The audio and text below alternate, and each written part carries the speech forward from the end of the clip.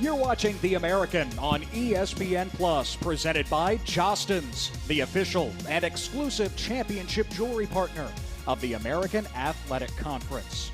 It is so good to say this week college football is back in earnest, and Tulsa, the runner-up in the American a year ago, opens up against UC Davis from the Big Sky Conference in the FCS.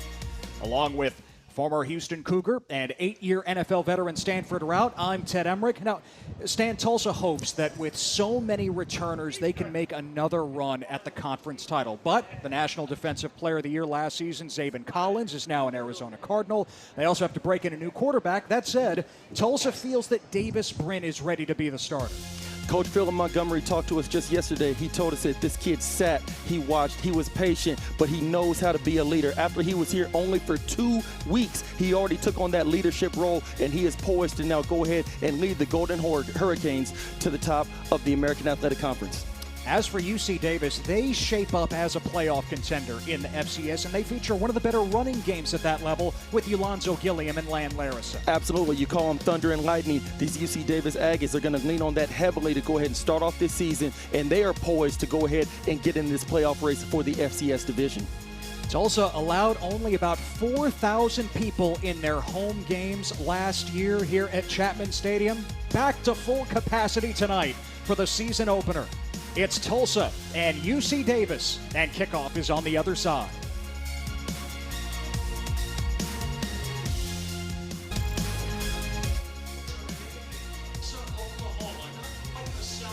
Chapman Stadium, but still back to full capacity as Tulsa opens the season against UC Davis. Ted Emmerich, Stanford Route, our entire crew. For Philip Montgomery in Tulsa, hey, he was on the hot seat before last year when they went undefeated in conference play during the regular season. Remember, 3 straight losing seasons before that 6-3 campaign a year ago, eventually losing to Cincinnati on a field goal at the gun in the conference championship game. And Dan Hawkins on the other side, our former colleague here at ESPN, of course, had so much success at Boise State in the early aughts. Of course, the run at Colorado as well. And Stan, he knows that this ain't intramurals. Oh, definitely. He knows that very much so. And what a better test to have right now, Thursday night, September 2nd, against the Tulsa Golden Hurricanes. It's going to be a big test for these Aggies bunch. And I think they're up to the task because they got the thunder and lightning. They got Larison, they got Gilliam in the backfield. So I think you're going to see this team come out with some fight. And who knows, we might get a nice barn burner tonight to open up the season. Tyler Tipton to kick away for Tulsa, which won the coin toss and elected to defer the option to the second half. Land Larison and Isaiah Thomas back deep to receive. Off we go from Tulsa. Larison fields it, and the Aggies will have it at the 25. Remember, UC Davis, like many FCS teams, played a spring schedule, so kicking off the 2021 season 5 months after the last season ended. They went 3-2 in the Big Sky, closing out with a loss to Eastern Washington. But this is just 153 days after their last game. Yeah, and I think that starting off in the spring, obviously, to go ahead and try to make up for the COVID season last year, that's a way that they want to go ahead and get everybody acclimated, get everybody on the same page, and then really go ahead and be professional and perform in the fall season, starting off Tulsa Golden Hurricanes. Hunter Rodriguez, the junior from Rockland, California, the returning starter at quarterback. And opening with the give to Ulonzo Gilliam. And not much there for Gilliam, the junior himself from Merced, California, who is the school's 4th all-time leading rusher. We check out the starting lineups, brought to you by Ashley Home Store. Gilliam, the FCS's leading rusher 2 years ago, and a veteran receiving crew as well. And a lot of beef up front at the FCS level. On 2nd down and long, he finds McAllen Castles, the tight end, first team all Big Sky in the spring. Trayvon Fuller pushes him out, and that moves the chains for UC Davis. This is exactly what UC Davis is going to have to do starting off the game. Get Tulsa on the edges. Go ahead and spread them out. Try to go ahead and make some guys miss. Get some successful plays early on.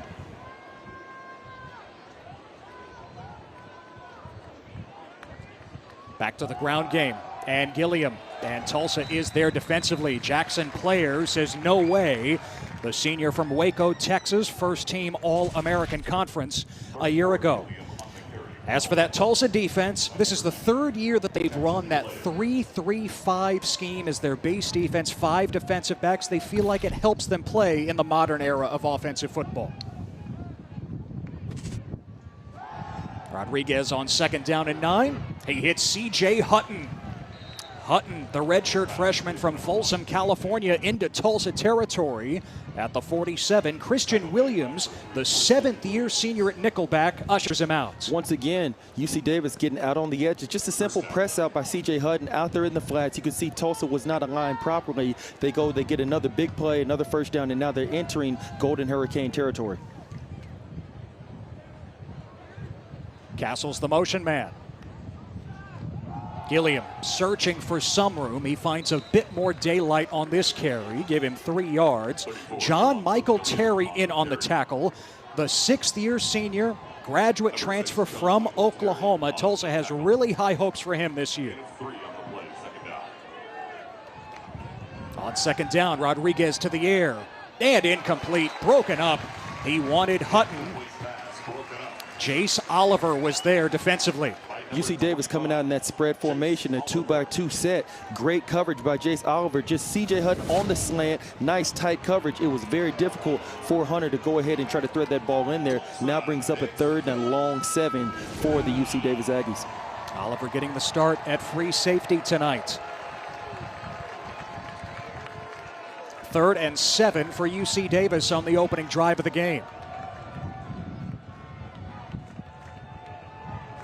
Rodriguez might be changing the play. Tulsa brings pressure. Rodriguez finds the open man for the first down to the 30-yard line. It's Jared Harrell.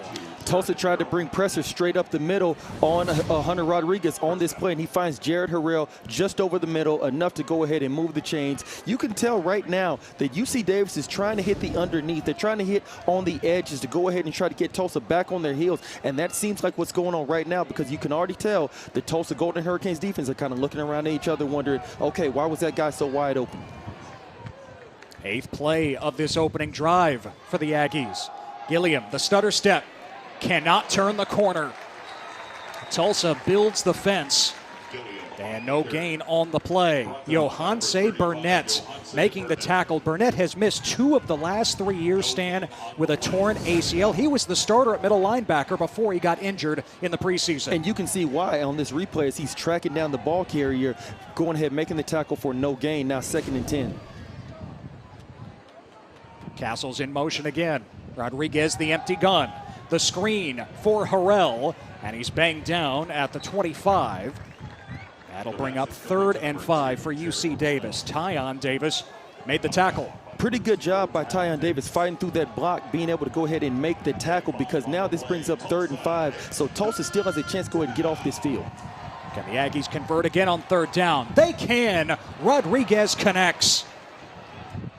He finds his receiver inside the 15-yard line. And UC Davis continues on the march. The catch made by Blake Thorpe, the 3rd-team tight end.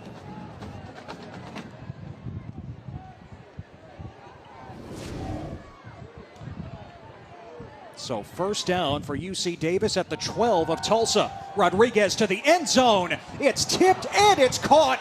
Touchdown Aggies, McAllen Castles. He had a catch early on the drive, and he finishes it off. What an opening statement by UC Davis. This is a fantastic catch by McAllen Castles. You could tell a pretty good throw by Hunter Rodriguez, but McCastles staying in phase, paying attention, keeping his focus. Great job bringing that in, and this is what UC Davis needs. They got to go ahead and jump out early on the Golden Hurricanes. Isaiah Gomez on for the extra point. He was 20 of 21 during the spring season.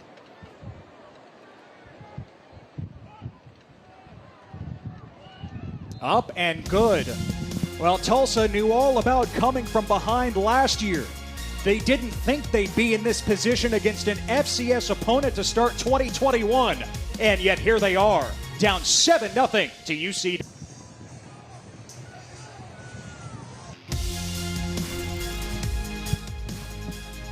Tulsa finds itself in a hole to begin 2021 as UC Davis marches right down the field.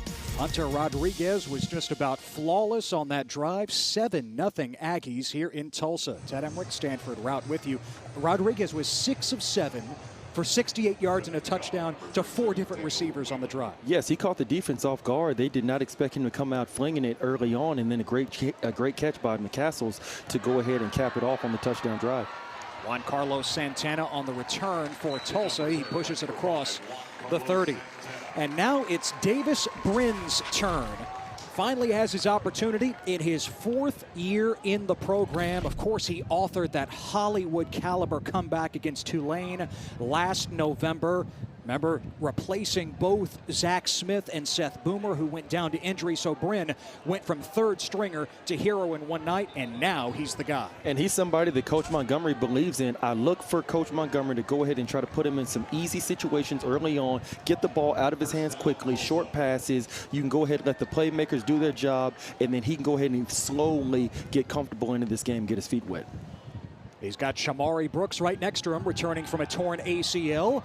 And Brin hits his tight end, Ethan Hall, who made just 3 catches a year ago. The tight end isn't used all that much in the passing game at Tulsa, but Hall makes it to the 43-yard line, pushed out by Teddy Buchanan. And right away, they go to him early in the flats. Brings up now 2nd and short. Drop the snap. Brin picks it up. And Brin just trying to make something of it.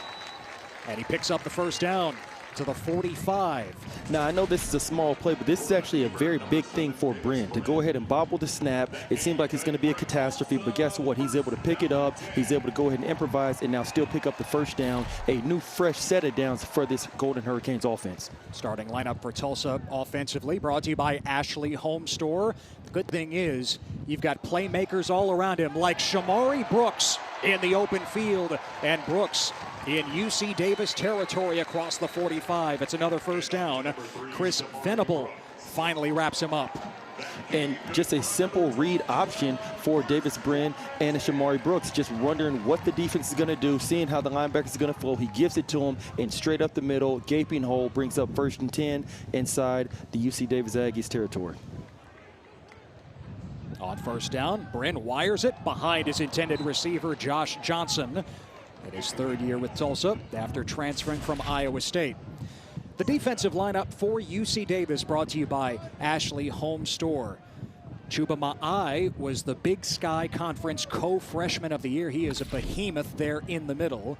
There in the secondary, check out Aaron Duncan, who opted out in the spring. Might be the best athlete on the team, number 32 in white.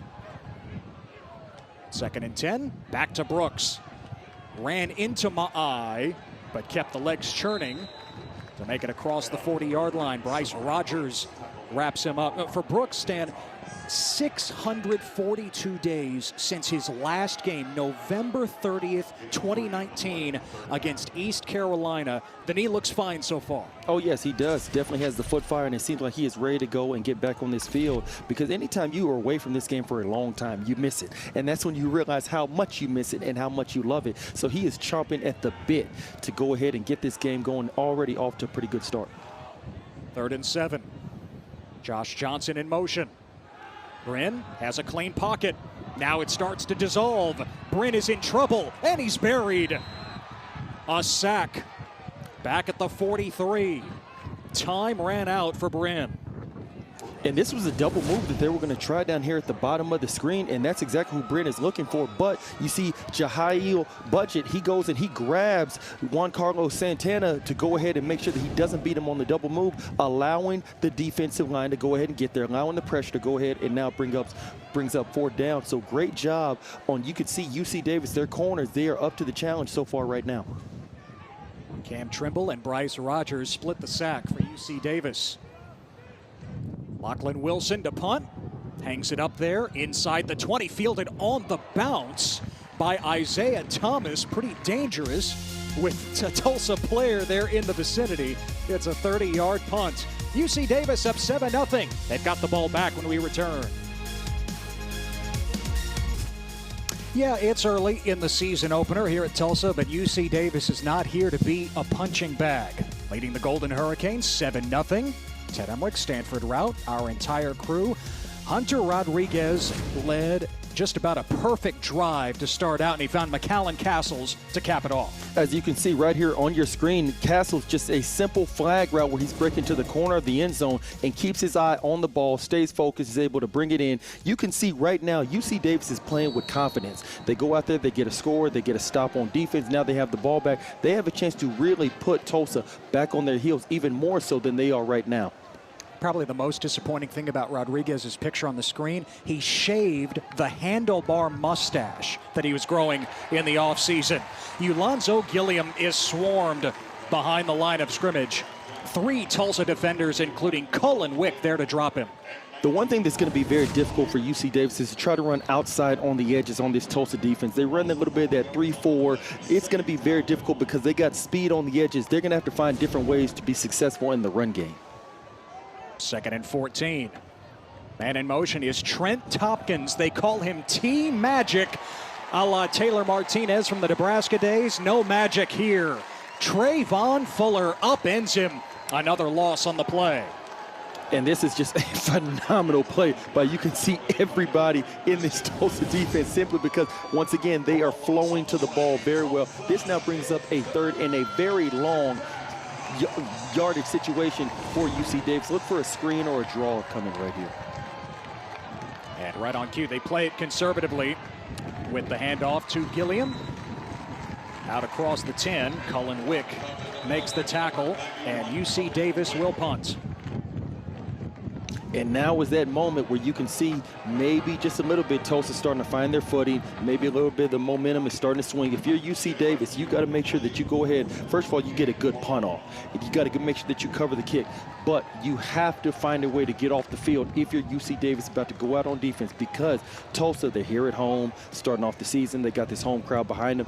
You don't want to do anything to give them a possibility to go ahead and regain the momentum in this game. Daniel Whelan might be one of the best punters in the nation, regardless of subdivision.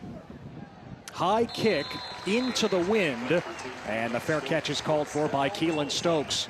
Right at the 50, a 40-yard punt by Whelan. So Tulsa with that 3-and-out defensively, and they've got it back with excellent field position. So now if I'm Coach Philip Montgomery, and I know him a little bit well from my days back when I was playing ball at University of Houston, he was our offensive coordinator.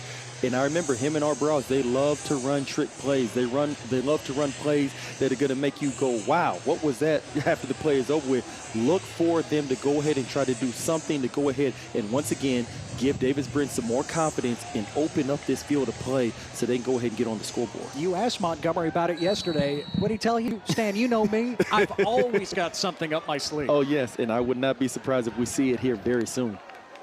Off play action. Brin checks it down and caught by Ethan Hall. His 2nd grab already. Falling down in UC Davis territory after the gain of 3. And even this play right here, Davis Brin was looking down the field. Looked like they were trying to run a wheel pattern down at the bottom sideline of the screen. UC Davis did a good job of covering it, and that's why he threw the check down. Now brings up a 2nd and 7, so still manageable for the Golden Hurricanes.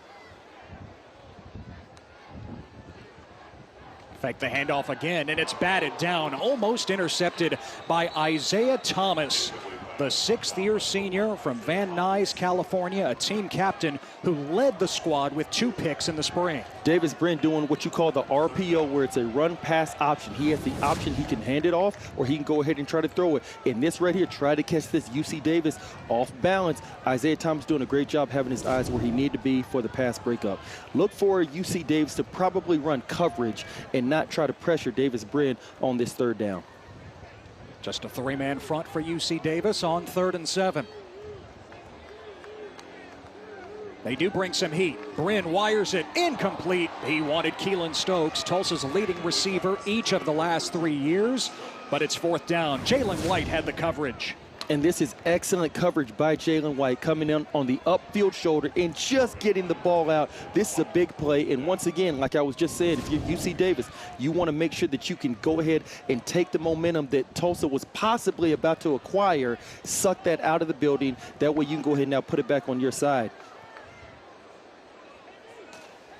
Lachlan Wilson back out to punt. Thomas the return man.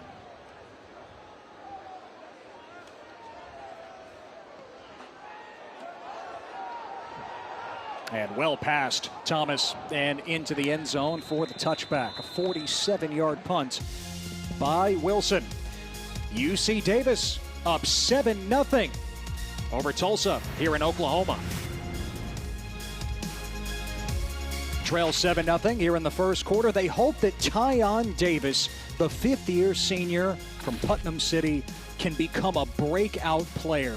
Philip Montgomery and their defensive coordinator, Joseph Gillespie, said yesterday he is the most athletic corner that they have had in their 7 years at Tulsa. On first down for UC Davis from the 20, Ulonzo Gilliam sidesteps one defender and picks up 2 yards. They really hope that Davis can be a guy on the back end because they lost both of their starting corners from last year, Caleb Evans and Ali Green, to the transfer portal. They ended up at Missouri. Yes, we talked to Coach Gillespie. He's got 2 new corners starting, and it's going to be interesting to see exactly does that modify his play calling to go ahead and see if he can kind of protect them, not put them in huge man-to-man situations early on so he can go ahead and allow them to feel more comfortable making their first start for the Golden Hurricanes. Trayvon Fuller, a grad transfer from Texas A&M, is the other corner. Gilliam finding room, charging ahead to the 35. A first down for UC Davis.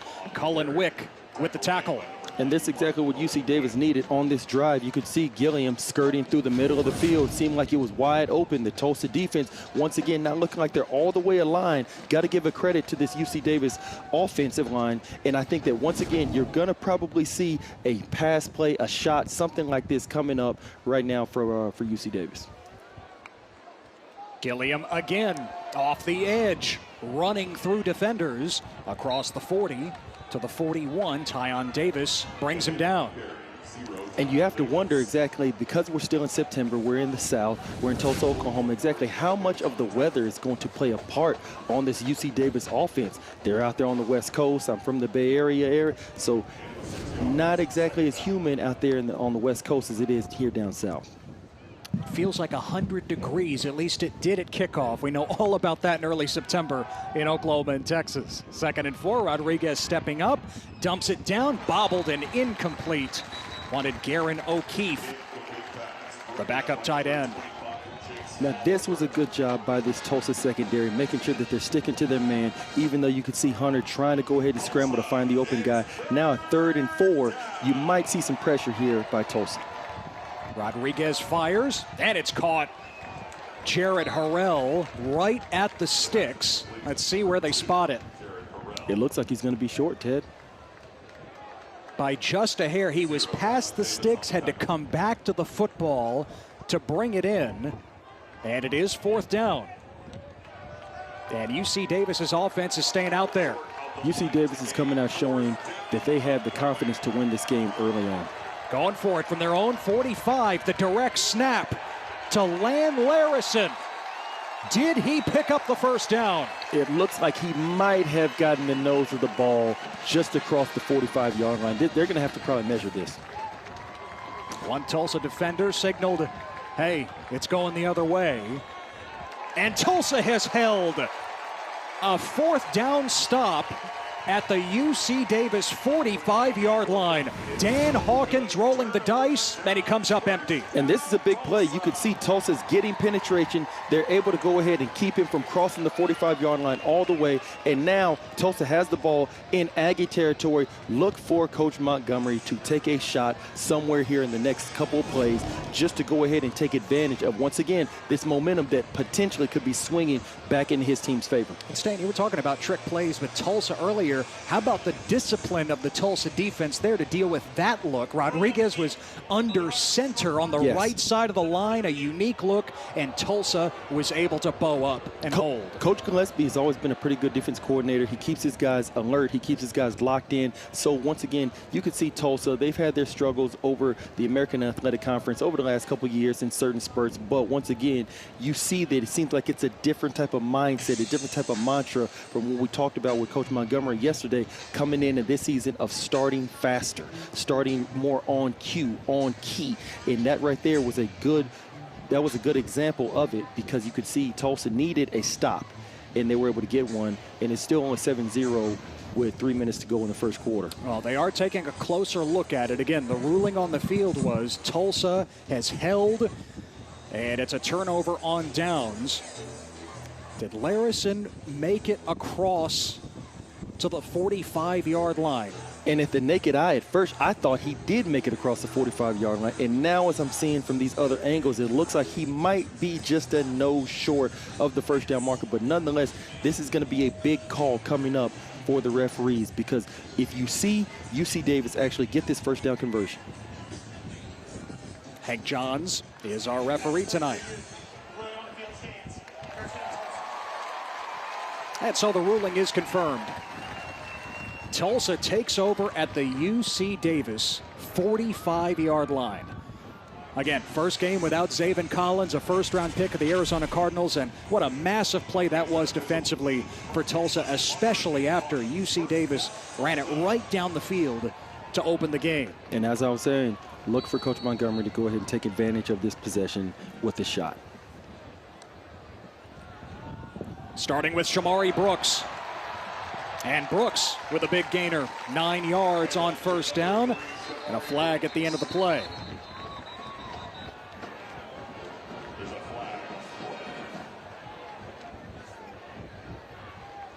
Shamari Brooks tore his ACL the week of the season opener against Oklahoma State last year.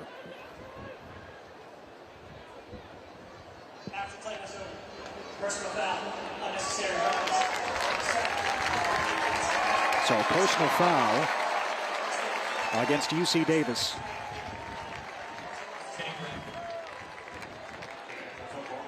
And now this puts Tulsa even further into Aggie territory, almost inside the red zone. Now, if you're Tulsa, you got to find a way to punch this ball in the end zone. Not a field goal. You got to find a way to punch this ball in the end zone, because you are now getting a gift wrapped to you by this UC Davis defense. With the penalty, they line up at the UC Davis 21.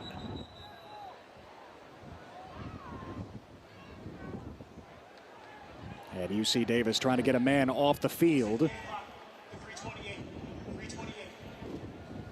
And they want a clock adjustment as well. Again, Davis Brin making his first career start, played in 4 games the first 3 years, most notably that comeback against Tulane last year. Give it to Brooks. Brooks sprinting ahead, flag is down. And Brooks has it first and goal for Tulsa, but check the marker.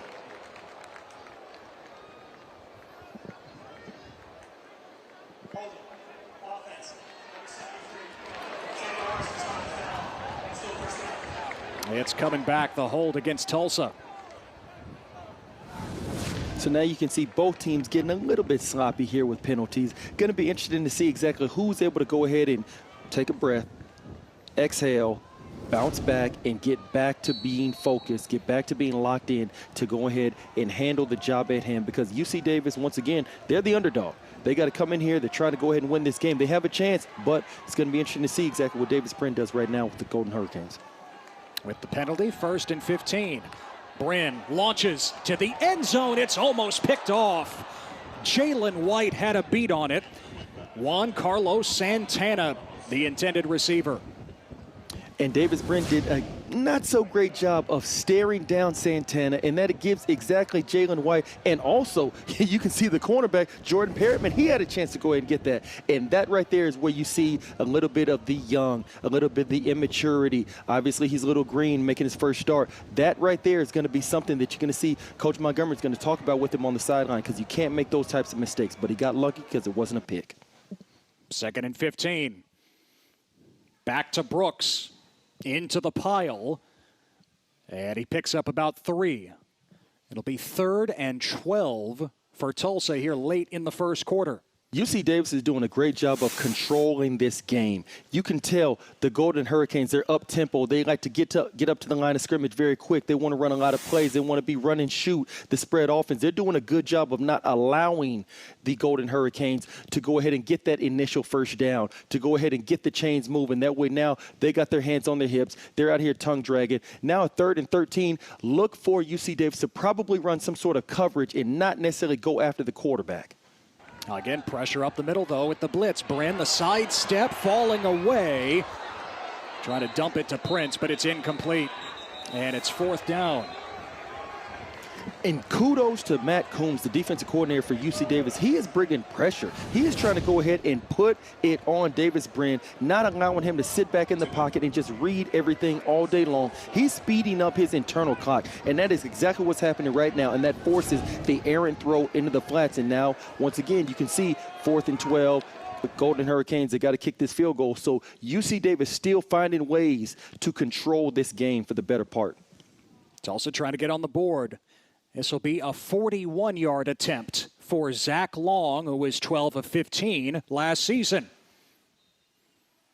And he knocks it through. So Tulsa has its first points of the season. They trail UC Davis 7-3. With 2:05 left in the quarter. Ted, I think we have a game here. September 2nd, opening up the season, you can see UC Davis there from the FCS division. You got the Tulsa Golden Hurricanes there from the FBS division. This is what everybody would probably expect to be a game where Tulsa is up by 3 touchdowns, something like that. And that very well may be the case, but you can tell UC Davis, having Hawkins as their head coach, he is coming out and he is showing that we are here to play. We're not going to lay down in front of you. We're not just going to let you go ahead and kick us and things like that. We know that we're coming to your stadium. We're coming here into Tulsa, but we are here to play, and we are up to the challenge, and we are going to make sure that we are up to the task. Remember, UC Davis played 5 games in the spring. As part of their schedule. Dan Hawkins would tell you, we didn't want to play anymore. We wanted to be at our best in the fall, but they don't look like a team that hasn't played in a year like just about any other team, all the FBS teams, obviously, in America who played the fall season. That's over the head of Larison, and UC Davis will have it at the 25. Now, Davis made the FCS playoffs in 2018, losing in the quarterfinals to Eastern Washington. Again, 3-2 in the spring. They were 5-7 in 2019. Dan Hawkins back at his alma mater and trying to build an FCS power out west. And he loves Hunter Rodriguez, who was so good on that first drive, as we mentioned. Hawkins called him, Stan, a scrappy dude. He's not going to wow you coming off the bus, 6 feet, 170 pounds, but so competitive and intense. And that's exactly what's going to need to happen. They're going to get back to they need to get back to the play calling that they had on that first drive. They need to go ahead, open it up, let Hunter go ahead and throw those passes like he did early on. On the jet sweep, C.J. Hutton is submarined by John Michael Terry. Trying to turn the corner, he gains a yard. I know that's a big part of the UC Davis offense of getting on the edges, but they're going to have to find a different way to run the ball, simply because we have seen Tulsa from sideline to sideline. They move very quickly. I mean, for God's sakes, Zayvon Collins' first-round pick last year to the Arizona Cardinals, and you can tell that they have to find a different way if they want to be successful in the run game. On 2nd and 9, this time Land Larison. No room. Lost a yard. It'll be 3rd and 10. Jackson Player, the last one to get up from that pile. Ted, I'm not sure exactly why it seems like Hawkins and the rest of the offense for UC Davis is not allowing Hunter to go ahead and throw the ball like he was on the first drive. He said he's, 6 of 7, threw it to 4 different receivers. They need to go ahead and open it back up, give him the confidence, because he showed he can do it in the first drive. So you don't want to get away from that and now start trying to run the ball on the edges when now you're running the Tulsa strength of trying to get them side to side. On 3rd and 10, the handoff to Larison, breaks 1 tackle. And dives to the 30. That ball is out. The rugby scrum forms. And UC Davis has recovered. It is Larison at the bottom. Trayvon Fuller was in there defensively for Tulsa. And it's 4th down. Another look. And this is a great tackle. You look at Tulsa's defense, especially Jace Oliver putting his hat right on the football. And I tell you, Ted, UC Davis got lucky on that drive. Number one, they ran the ball 3 straight times. You're running to Tulsa's strength, especially on the edges. Go ahead, air it out, throw the ball around like Hunter did on his first drive when he was successful. And they got lucky not turning the ball over deep in their own territory. Daniel Whelan again kicking into the wind. Outstanding punter. Stokes on the run. Near the boundary. And across the sideline at the 31. 46-yard punt by Whelan. And that brings us to the end of the first quarter in Tulsa. Taking on an FCS opponent, but the Golden Hurricane trails 7-3.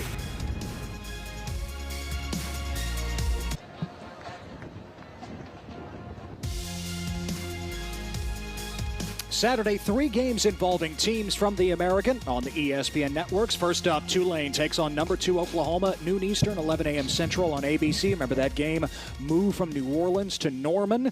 Also Cincinnati, the preseason favorite, beginning its season against Miami of Ohio.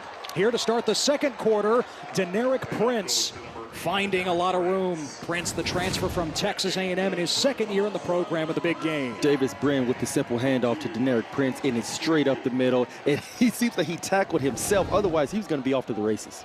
Tulsa going up tempo after the 16-yard run by Prince. Brin off the pump, underthrows Keelan Stokes. Incomplete. This is a play that Davis Brin probably wishes he could have back, because you can definitely tell that they have Jalen White beat straight up the middle of the field on the seam pattern. That is a play you've got to be able to go ahead and connect on, because that could have led to a touchdown, giving the Golden Hurricanes the lead. I know Davis Brin wants that play back, wishes he could have it over.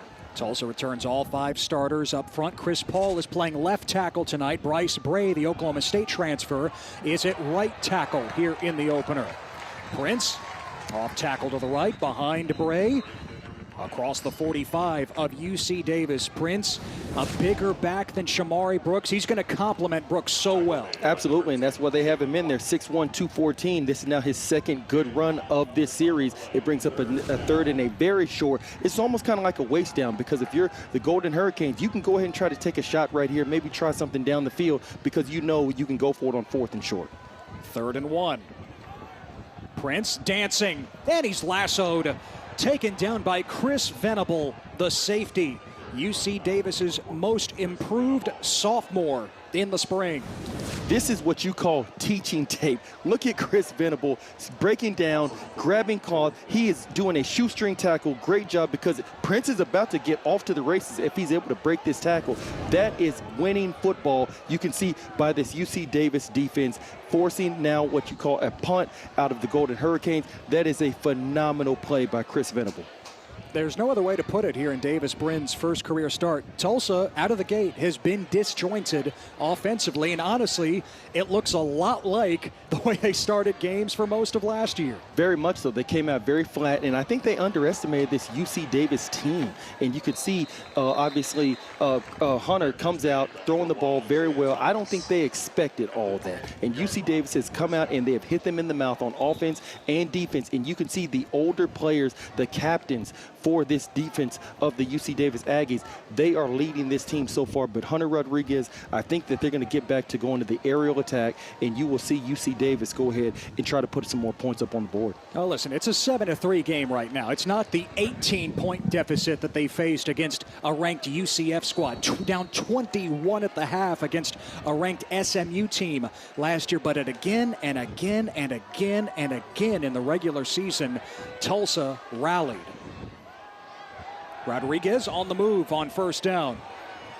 He hits Alonzo Gilliam for a solid gain out close to the 20-yard line.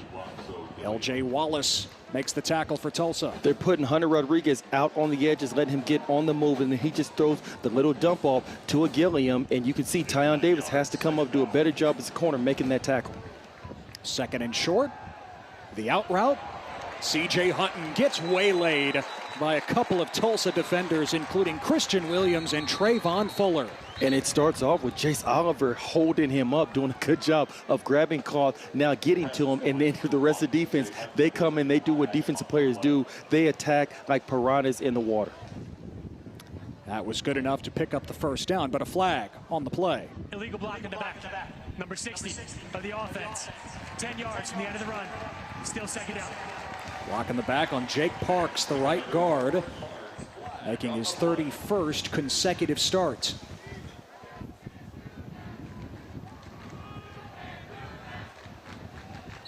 See that long hair flowing out the back from the center onto the right side of the line. Connor Pettick, Jake Parks, Colton Lamson. It is all about the mullet for UC Davis. They have been growing them out for 2 years now. They're pretty nasty. Gilliam is taken down. That was nasty. Robert Revels III stepping in for Zaven Collins, the first-round pick at the will linebacker spot. He makes the play. Robert Revels now getting on the highlight reel, coming in like a heat-seeking missile and just swallows up the running back. Great play, brings up now 3rd and long. So from 2nd and short to 3rd and 7, and Rodriguez delivers a strike. Jared Harrell has the first down for UC Davis up to the 34. Just a simple pattern to go ahead and get the receivers out in space, and that's exactly what Hunter Rodriguez does. Lets his playmakers do their job, now brings up first down, a new set of downs, and I think you're going to see maybe a little bit of new life out of this UC Davis offense. It seems like it kind of staggered there for a minute at the end of the first quarter. UC Davis with 8 first downs now. Rodriguez on the keeper from the 29 now, beg your pardon, and Rodriguez scampers out of bounds at the 33. Gain of 4. Yeah, so we mentioned the mullets. Lamson, Parks, and Pettick, right side of that line. Look at this hair, Stan. It is glorious. Looks like the 1970s. Dude, in the state where Mike Gundy has made the mullet famous, these guys have a mullet that are a cut above the rest. A little bit of the Brian Bosworth going on. That is wild. Rodriguez into the flat. Blake Thorpe catch and run, his 2nd catch tonight. Close to the 40-yard line. You know, Lamson said it when they started growing it out 2 years ago, the mullets. What's dirtier, what's nastier than a mullet? This is exactly how we want to play up front. Absolutely, and that's what being in the trenches is all about. You got to be nasty, you got to be mean. 3rd and short. And Gilliam moves the chains just barely. And now it seems like UC Davis is getting back to the same formula that they had in the first series, trying to get Hunter out there on the move, let him throw on the run, let him throw the ball. And now you're starting to see a little bit more of the up-tempo. You're starting to see some more success from coming at the back end of their territory, now up near midfield. Harrell in motion. Fake the jet sweep.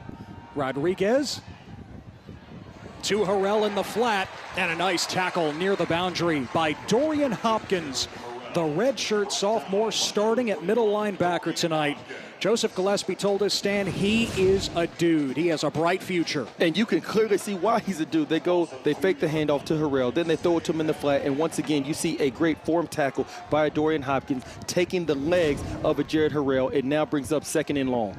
Hopkins starting for Justin Wright, the 2nd-team all-conference pick from a year ago. Wright is out tonight. Low snap on 2nd and long. Gilliam trying to skirt the edge. And once again, Tulsa closes it off. Johanse Burnett wrapping him up. Yeah, this play was doomed from the start. You can see it was a bad snap. Hunter wasn't able to go ahead and field it properly. He hands the ball off to a Gilliam, and once again, they're trying Tulsa on the edges, as you can see on your screen, and a great job by a Tyon Davis keeping his leverage, allowing the defense to flow to the ball. Now, once again, 3rd down. And a flag down before Rodriguez takes the snap. There's no foul for illegal substitution. UC Davis appeared as if it was going to line up in one of those funky formations that Dan Hawkins loves to trot out from time to time. And no illegal substitution on the play. So let's see what they run here on 3rd and 12. All the motion and shifting. And now they have a bunch down here at the bottom of the screen. Rodriguez looking over the middle, and it's broken up. Intended for Hutton. Dorian Hopkins makes another play. Once again, you can see this Tulsa defense is flying around, and they're the ones that have life on this sideline. The Tulsa offense, they're struggling a little bit with the Davis Brin, but you can tell this Tulsa defense, they are poised to keep them in the game. And now you can see UC Davis has to do something on the offense side of the ball. They have to decide, do they want to be aggressive, or do they want to go ahead and be a little bit lethargic, go ahead and be a little bit conservative? But it seems like they're doing a little bit of both. They got to establish their identity. See the number with Whelan, originally from Enniskerry, County Wicklow, Ireland. moved to California in high school, one of the best punters in the nation. Stokes is hauled down after a 47-yard punt and will step aside. Tulsa regains control of it. They're down 7-3. Kicking off the season at Chapman Stadium. So who is the FBS team and who is the FCS team? UC Davis, the decided advantage in total offense. They lead Tulsa 7-3. Ted Emmerich, Stanford Route with you. Davis Brin making his first career start, the redshirt junior from Boerne, Texas, with just his third completion of the night in 9 attempts. He finds Sam Crawford for the first down. Now Tulsa goes to the RPO to go ahead and try to allow the linebackers to go ahead and overcommit. It now opens up that throwing lane. He hits Sam Crawford Jr. across the middle on the slant. Let's see if Brin can find some rhythm on this drive. Brin airing it out, looking for Johnson, underthrown ball, and it's knocked away. Near the 30-yard line, Chris Venable, the safety, with the play.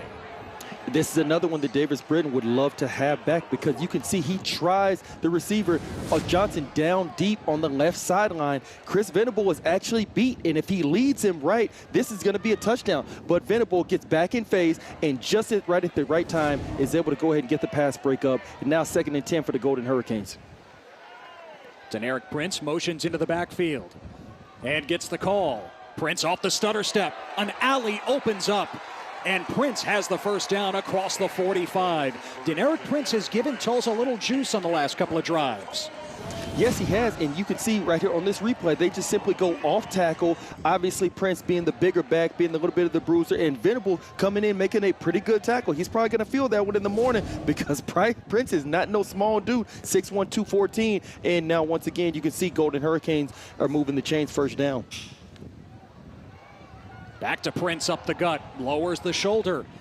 And at the UC Davis 48, a gain of 5. You know, Philip Montgomery said last year, in his first year in the program, Prince really didn't know the offense all that well. He was the second leading rusher behind Corey Taylor. He's much more comfortable this year. Absolutely. Anytime you're in a system, anytime you're with an organization multiple years, you're obviously going to start doing better as you're there for a longer period of time. So that's something that comes with the territory as a football player. I remember Coach Montgomery back when I was with him at University of Houston when he was our offensive coordinator. It's a complex type of offense, so it takes some time to go ahead and get acclimated to it and get to where you know it backwards and forwards.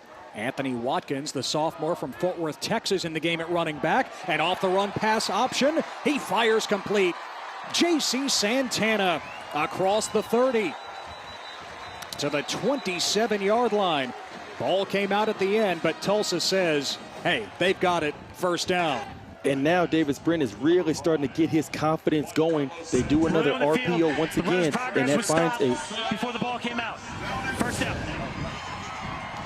Once again, you can see the RPO action. Then they find Juan Carlos Santana wide open across the middle of the field. Just a simple slant pattern, but you could tell UC Davis, they bid up on that play action fake, and that's why you see the wide open in the back end. Carlos Santana still running.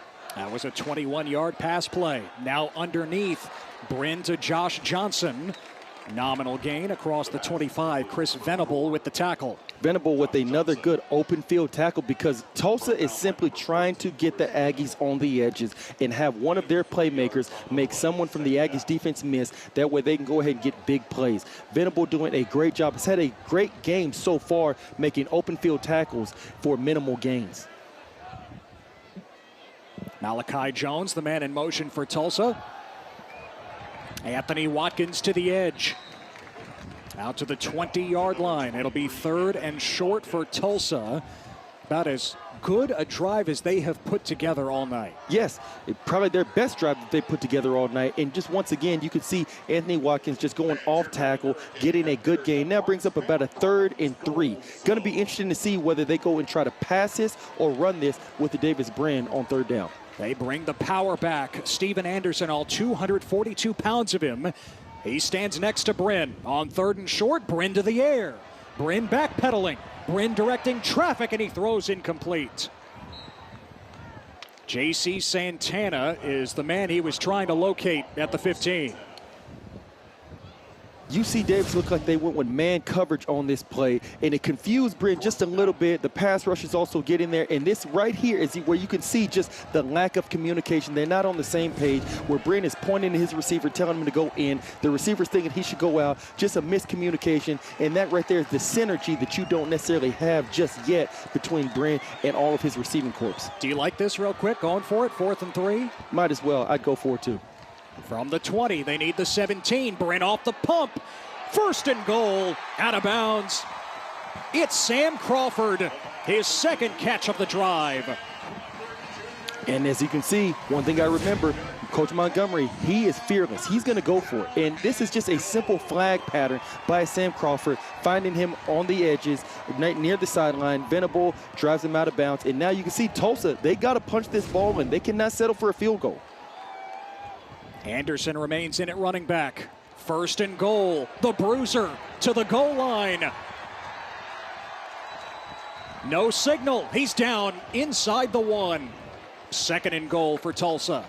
Whenever you're playing against teams that are from different divisions, you can see Tulsa, they're from FCS.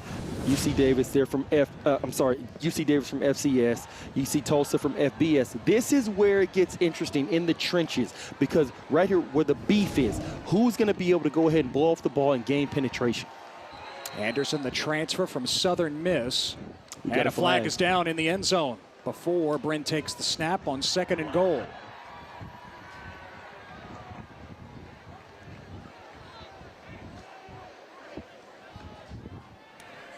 Illegal substitution. 12 men in formation on the defense. Half the distance to the goal. Still 2nd down. Well, that moves the ball a few inches closer. You see how Anderson was just short on that previous carry. Anderson started his career at quarterback, a little tight end, also running back at Southern Miss back in 2018. Back to Anderson, trying to ram it in. It looks like he's going to be short again. No signal. There it is. Touchdown, Tulsa. It took forever, but Tulsa has its first lead at 9-7. And just like what I was saying earlier, the biggest difference between FCS and FBS isn't necessarily the playmakers on the edges. It's the linemen. It's the guys in the trenches. And you could see Tulsa was able to go ahead and get penetration against his Aggies defense. And now I'm kind of wondering, Ted, I don't want to just say it, but I'm going to have to say it because we're on air. Now you're wondering, is fatigue starting to kind of set in a little bit? It's humid out here in Oklahoma. Of a touchdown is under further review. You knew it was going to be reviewed, right? Of course. I mean, that's just how this goes. But no, to your point, again, it was 93 degrees at kickoff. Felt like 100, right? A little bit of humidity for sure here in Tulsa. We know about it in early September in this part of America, what it's like. You know, Philip Montgomery, Tulsa's coach, was saying it the past few weeks. They had tried to move practice to the afternoon, get acclimated to it as we get another look at what was called a touchdown. By the way, it's 90 degrees right now. Again, check those knees. So tough to tell. That's tough, and it's big because the call on the field was a touchdown. Absolutely. So it's going to have to be irrefutable. It's going to have to be very conclusive when you go to the booth and actually see all of the evidence that leads you to overturn it. So any stretch of just ambiguity, unsure, they're going to go ahead and keep this a touchdown. Now, just looking at that video, I'm not sure that's a touchdown, but very interesting that they called it a touchdown on the field. So now it has to be irrefutable. It has to be conclusive evidence for them to overturn this. And it was such a late call, too. The pile formed. They had to unpeel some layers. Here's another angle. Initially stopped, but at 242 pounds. Anderson. I would call that short. Moving. I would call that short. Wow. Do you think there's enough to overturn it? I'm not sure it's enough to overturn unless they have other images, unless they have other angles that we're not privy to. But by these angles that we're seeing right here on the television screen, I'm not sure that right there I would call that a touchdown. But like I said, that's why I'm up here in the booth with you, Ted, and that's why they are down there wearing the striped shirts, making the tough calls. Let's see what Hank Johns has to say. After further review, the ruling on the field stands. Touchdown. There you go. So Steven Anderson plunges in, and Tulsa is on top.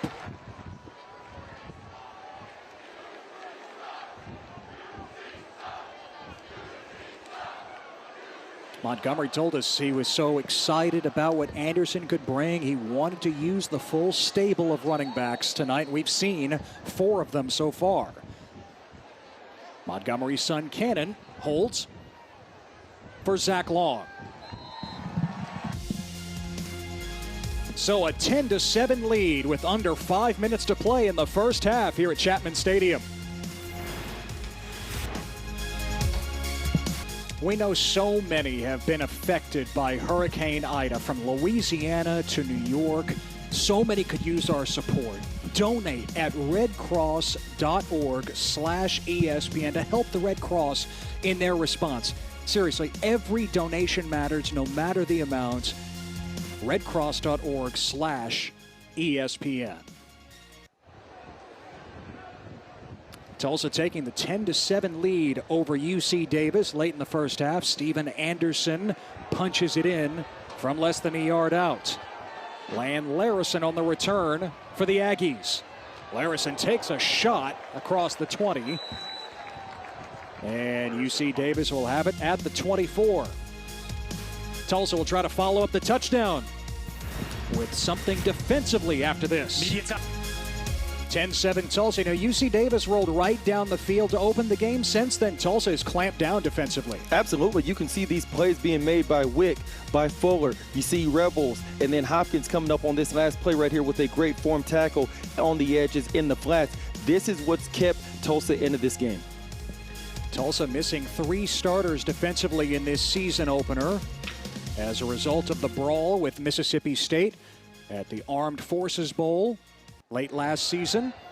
But outside of that drive orchestrated by Hunter Rodriguez to start, it's been nothing doing for the Aggies. They start this possession from their own 24. Swing it to Ulonzo Gilliam.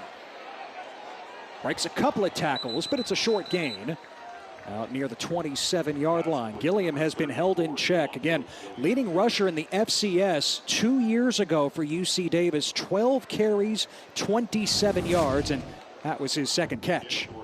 This is going to be a big drive for UC Davis. They're going to have to go ahead and try to do something positive, get maybe a point, some points on the board going into the half. They cannot allow Tulsa to start teeing off, or should I say continue to be teeing off on them defensively the way they have been doing, because this defense is fast, they are physical, and as you can see right now, it is now bringing up a 3rd and a long 7. UC Davis has to do something with this drive going into the half. Gilliam was swallowed up again, lost a yard. Now it's 3rd and 7. UC Davis 4 of 8 on 3rd down tonight. Off the play fake, Rodriguez unloads looking for Harrell, who brings it in. The helmet came off, but the football did not come out of his hands. What a catch by Harrell. This is a great play. I'm not sure which is better, this throw or this catch. You can see on your screen right now, Hunter Rodriguez with the play action fake, and he is right over the middle, on the sideline to a Harrell, over a Jace Oliver who's in pretty good position. Just didn't look back quick enough. Great throw, great catch. I'm not sure which is better on that one, Ted, but nonetheless, that is what UC Davis needed to go ahead and put them into Golden Hurricane territory and allow them for a chance to go ahead and get a score going into halftime. A 43-yard bomb.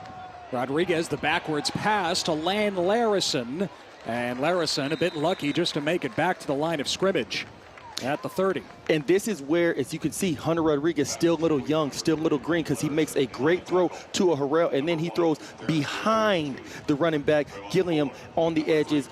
That's something that puts the receiver, he can't necessarily catch the ball and get up the field and run and get the yards after catch. That's something he's got to get better on. 2nd and 10, Rodriguez dropped the football. Fake the handoff to Larison. Little malfunction there, and Rodriguez has to jump on top of it. It's 3rd and 14 after the loss of 4. And Rodriguez, he'll get better. This is something he's got to get more consistent. You can't go and make a big play to Harrell and now have where you're throwing behind Larison. Now you fumble the ball. It brings up now a 3rd and a long 14, 15 yards. These are the routine plays he's got to get used to and got to get better at for this Aggie offense to be consistent. Just picked up the third down in spectacular fashion a moment pressure ago to Harrell. Tulsa brings the blitz. Rodriguez stepping up, and he goes down. The sack by John Michael Terry, the grad transfer from Oklahoma. Fourth down. Coach Gillespie bringing pressure, not allowing Rodriguez to sit back in the pocket, and that is exactly what they needed to get off the field. Timeout. And it looks like that's Tulsa, first of the half. 30-second timeout. and it looks like that is probably going to push UC Davis out of field goal range. So very great play call by Gillespie, very great sack, putting pressure on the quarterback by a John Michael Thomas. And now you're starting to see, you wonder if UC Davis is starting to get a little bit lack of confidence.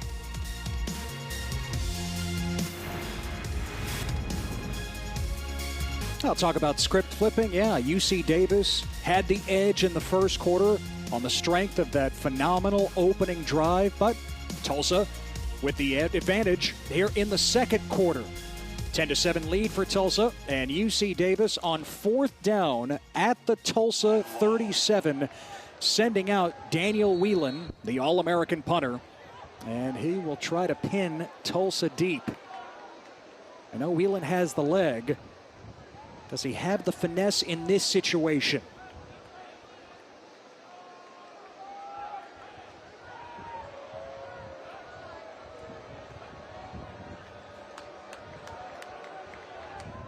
Play clock down to 1. And they might just give Whelan just a bit more room if they take this delay of game. Back it up 5 yards, allow Whelan to sky high the punt. Delay game. Offense. Penalties declined. Fourth down. Yeah, Tulsa says forget about that. No, you don't get to move back 5 yards. But nice try, Dan Hawkins.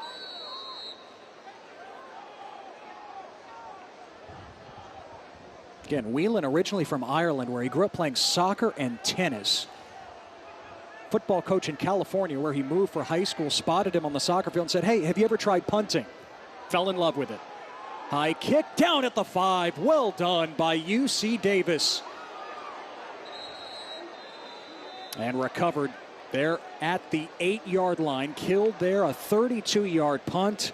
Whelan does his job. Showing exactly why he's one of the top punters in the country, pinning this Tulsa Golden Hurricanes offense back deep. This is what UC Davis needs. These Aggies, they got to find a way to go into halftime down by 3 points, where it's just 10-7. You can regroup. Everybody go ahead and they can woosah. They can go ahead and take that big deep breath, because you can feel the momentum just shifting entirely to the blue and gold. And that is something that Coach Montgomery is going to make sure that he can capitalize off of. So be prepared. Do not be surprised if you see the Golden Hurricanes try to go ahead and take some shots to move the ball, to go ahead and try to get a score here going into half. Got to say, the last drive had to be a confidence builder for Davis Brin, leading the team down the field, converting on fourth down, and eventually Anderson punched it in.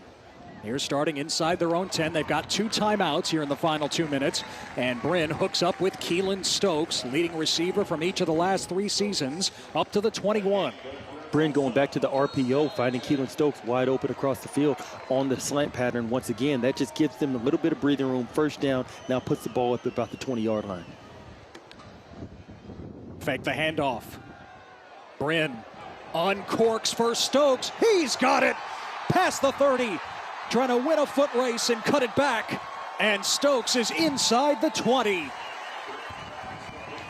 A rainbow shot to Keelan Stokes. Big play for the blue and gold. Again, Brin goes to the RPO act, and you can see Keelan Stokes down the middle of the field is able to go ahead and get a little bit of a push off. Maybe that would have been a flag in the NFL on Venables. Nonetheless, a great play, great throw, great catch. And now you can see the Golden Hurricanes, they're going to try to punch this ball in and get another touchdown and go ahead and extend this lead against the UC Davis Aggies. 61 yards to Stokes. And now Brin throws an interception.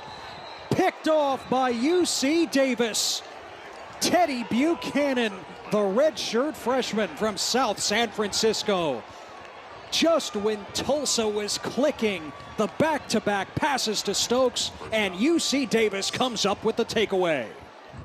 UC Davis being from the FCS, a lot of people thought they were going to roll over. Now all of a sudden, the momentum shifts to Tulsa. You're starting to see them make some big plays going in the half. You think they're going to lay down, and no, that is not what happens. You see Teddy Buchanan having his eyes right where he needs to be.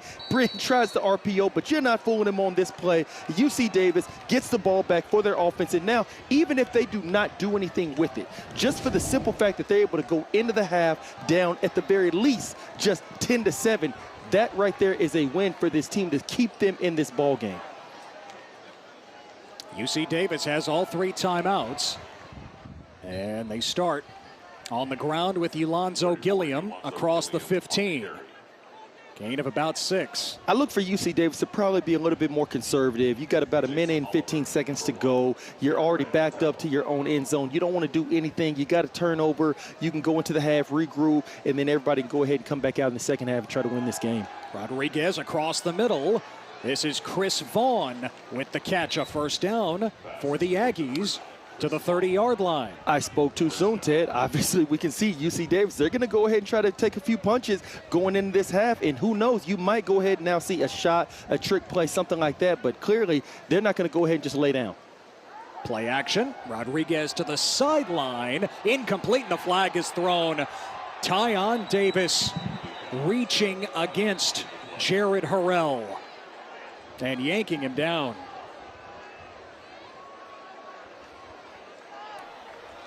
Pass interference. Defense, number 0. 15 yards from the previous spot. First down. Ted, I've been liking this matchup all night. You've been seeing Harrell. He's battling against Tyon Davis, and I thought this is pretty good coverage. He probably tugged a little bit at the top of the route, but nonetheless, this is what you call college football at its finest. 2 great players, and they are battling. That is a play that some people would call that maybe a little ticky-tack, but nonetheless, I think that was a pretty good call. Tyon Davis, so he's been playing well all game, playing very tight coverage. As a former corner, of course you're going to take Davis' side, right? Come on now, Ted. You know me. 49 seconds left in the half. Rodriguez under pressure, escaping the pocket. Rodriguez to the sideline. Flag is down, and a second flag is thrown as Rodriguez hustles out of bounds at midfield.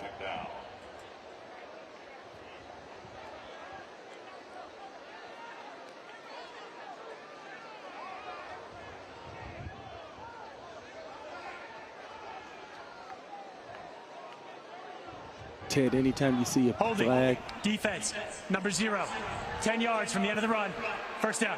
Another penalty on Tyon Davis. And I was just about to say that anytime it is scramble drill, that is something that is very hard to practice whenever you're in training camp, the preseason, things like that. So that's when players get a little bit out of sorts. Some get a little bit undisciplined. As we can see, you got 2 new corners. This is their first time starting for the Golden Hurricanes. They start grabbing a little bit, not really sure knowing what to do. And as you can see right there on your screen, he grabs Harrell, and that's exactly what the referees see.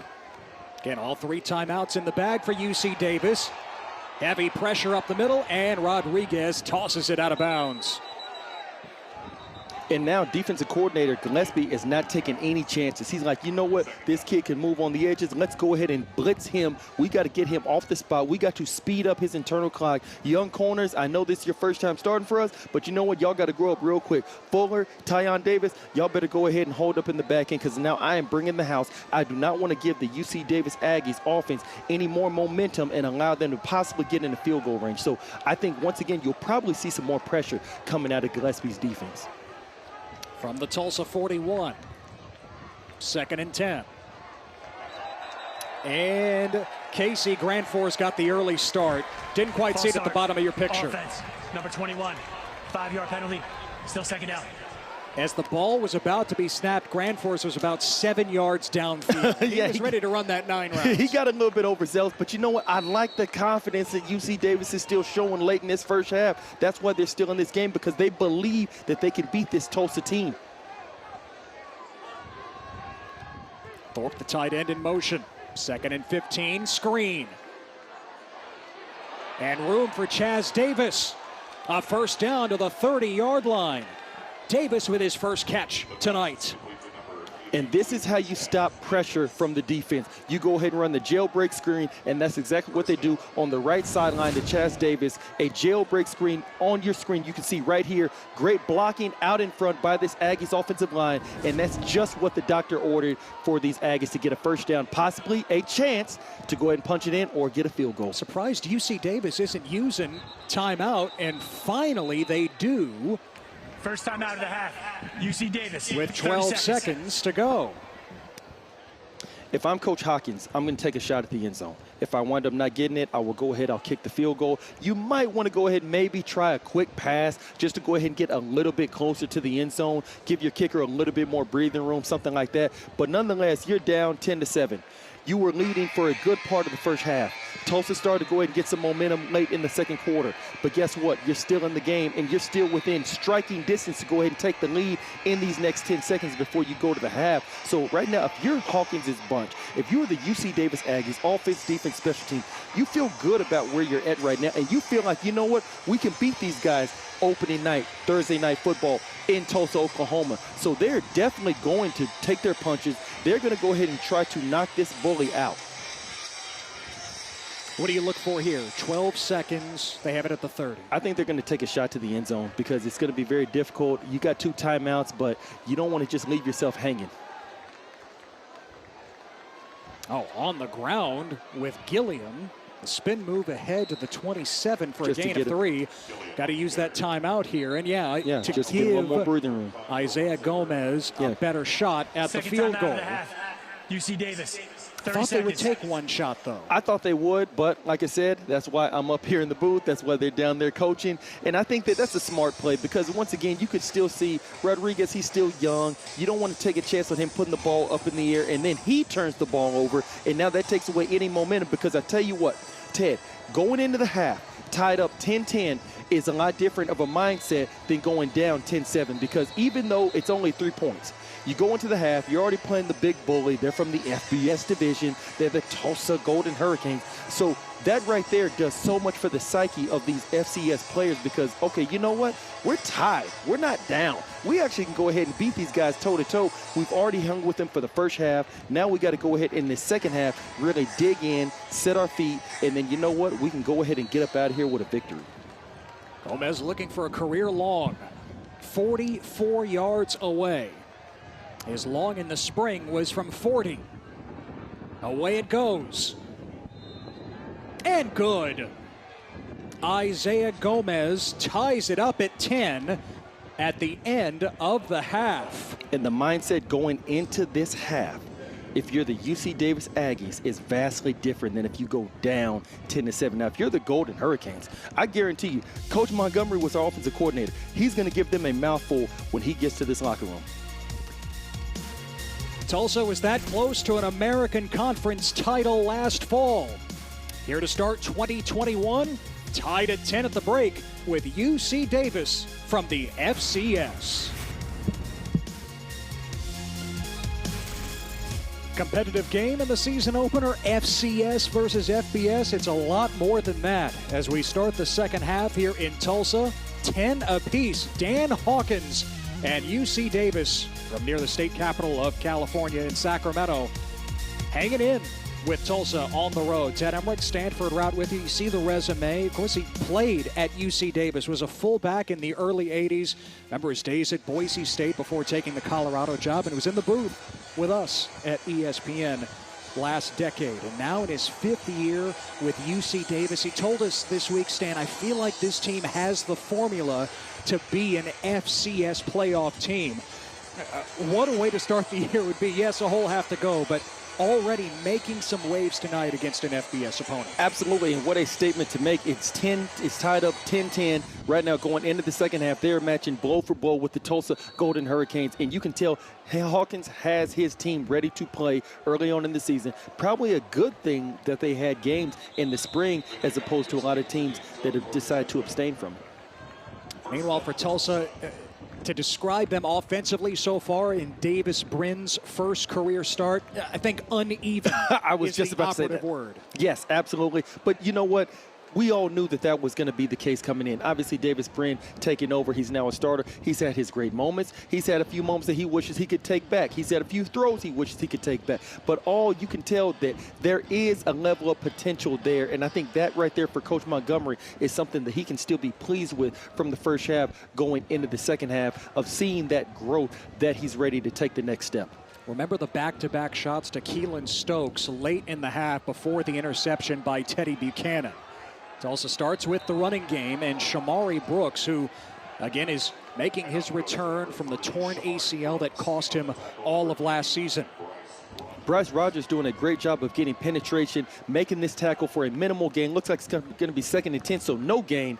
And I think this is where UC Davis has to win on 1st and 2nd down, force Tulsa, Davis Brin into those 3rd and long situations. 2nd and long here. Brin climbing the pocket. He connects with Josh Johnson, tripped up across the 30, and it'll be 3rd and 3 for the Golden Hurricane. And this is where you can see the Golden Hurricanes want to live it. They want to live in the 3rd and short type of situations. And great play. You see Brin just going to Josh Johnson on the little under pattern. Great tackle. And then now you can see this is where the Hurricanes will be successful if they can stay in the 3rd and short area. They need 3 yards. Brin out of the backfield. It's Brooks. Brooks racing for the line to gain. He's got it. A stiff arm on Buchanan.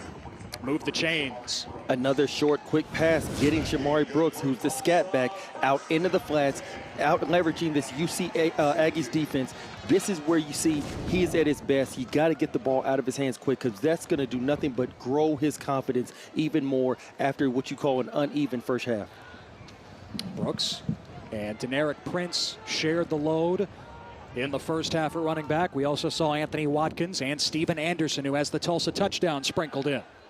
Brin off the pump. Brin airing it out. Stokes could not haul it in. Got both hands on it. That pass just a bit too tall for Stokes. And this is what's probably going to keep Coach Montgomery up at night. It's plays like this that he wants to have back. Once again, Brin is back in the pocket, having a clean pocket to throw from, and simply just misses Stokes on the post. Jahai Budget apparently was beat. Looked like he was way out of position.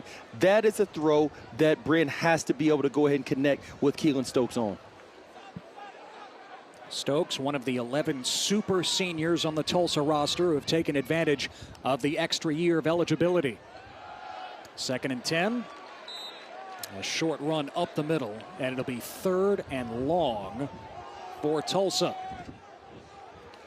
Matt Combs doing a good job of keeping the Golden Hurricanes off balance as far as not knowing what he's doing. You can see this front seven doing a good job of getting pressure. And now this brings up a 3rd and long situation. Look for the Aggies to probably play coverage against Davis Brin. Tulsa 1 of 6 on 3rd down. They just converted a moment ago. On 3rd and 10, Brin taking off, and he's tripped up. Cam Trimble, the junior linebacker from Westlake Village, California, bringing him down. And that brings up 4th down.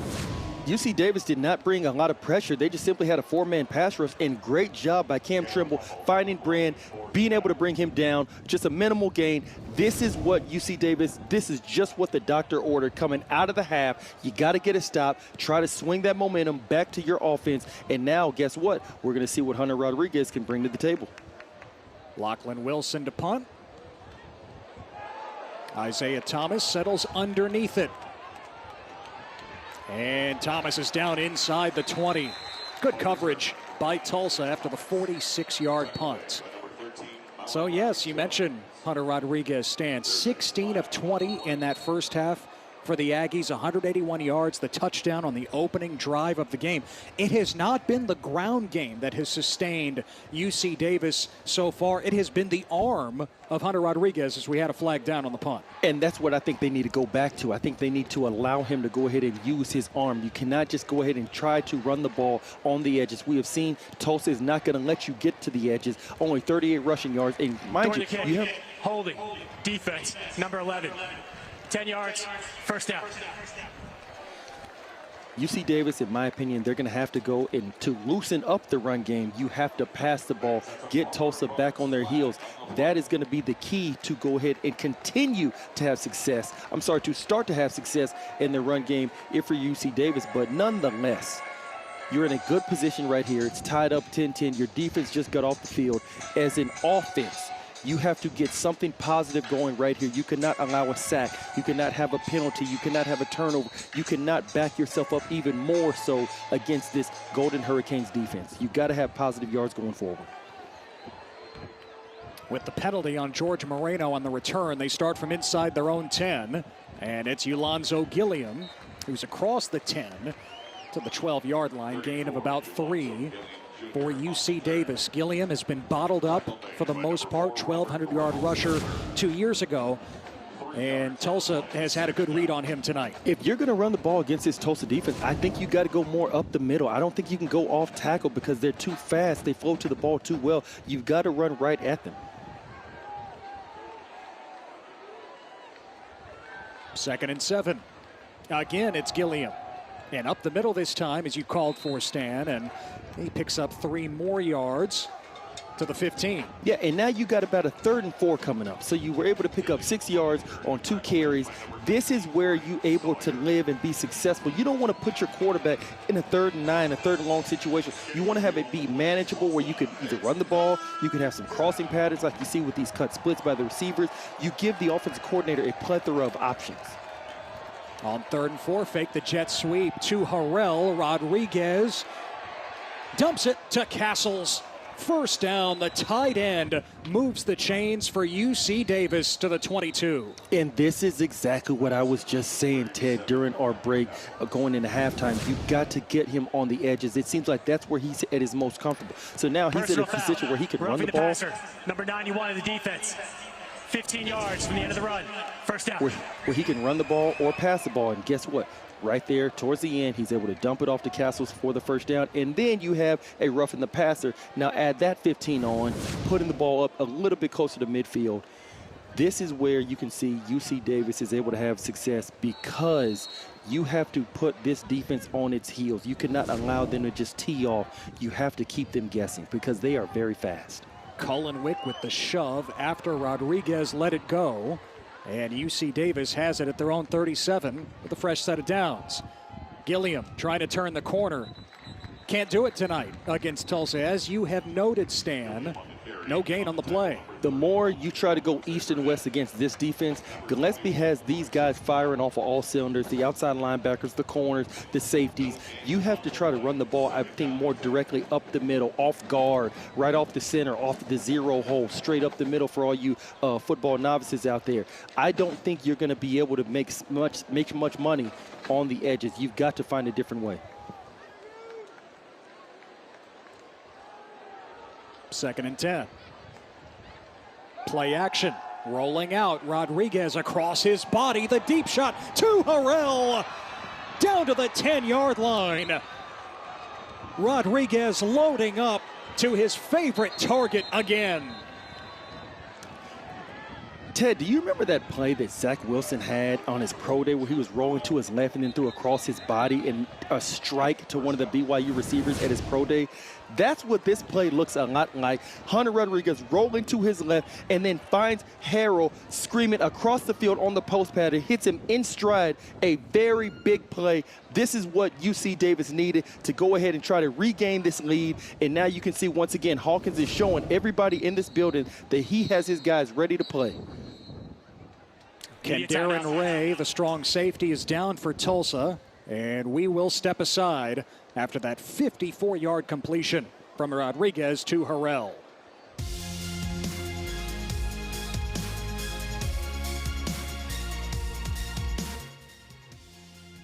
Good to see Darren Ray walk to the sideline under his own power, shaken up on that last play.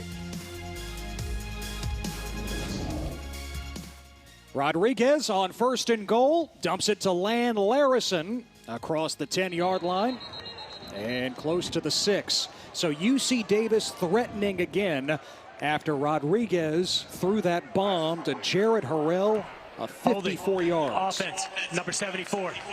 10-yard penalty, still first down. Penalty on Connor Pettick, the team captain at center. for UC Davis. When you're an FCS team trying to knock off an FBS team, after you have a very positive play with the deep post to Harrell, you cannot then follow it up with a holding call, thus putting you further away from the end zone. You've got to maintain that consistency if you want to go ahead and knock off this FBS opponent in the Tulsa Golden Hurricanes. First and goal from the 20 on the jet sweep. It's C.J. Hutton, who's starting in place of the usual slot receiver, Carson Crawford. Crawford's out with an injury tonight, didn't make the trip. Second and goal coming up from about the 16. And now you got second and goal from the 16-yard line, pretty much like a second and long situation. You got to go ahead and put Hunter Rodriguez, again, back on the edges. Let him make some plays with his feet or his arm. Give him the option to do that because that's what seems like it's working the most successful right now. And a tie game here in the season opener at Tulsa, which finished as the runner-up in the American Conference a year ago. Tulsa's about to bring pressure. Here it comes. Rodriguez floats it. End zone. Incomplete. He wanted Hutton. On the coverage was Trayvon Fuller, the Texas A&M transfer. This is stunning coverage by Trayvon Fuller against C.J. Hutton in the slot. You can tell that, once again, they're trying to go ahead and attack these young corners. And this is a pretty good throw. But great job coming in at the last second for Trayvon Fuller, knocking the ball out, forcing the incompletion. And Kendarren Ray is down again for Tulsa. Had to come out after the big completion to Harrell.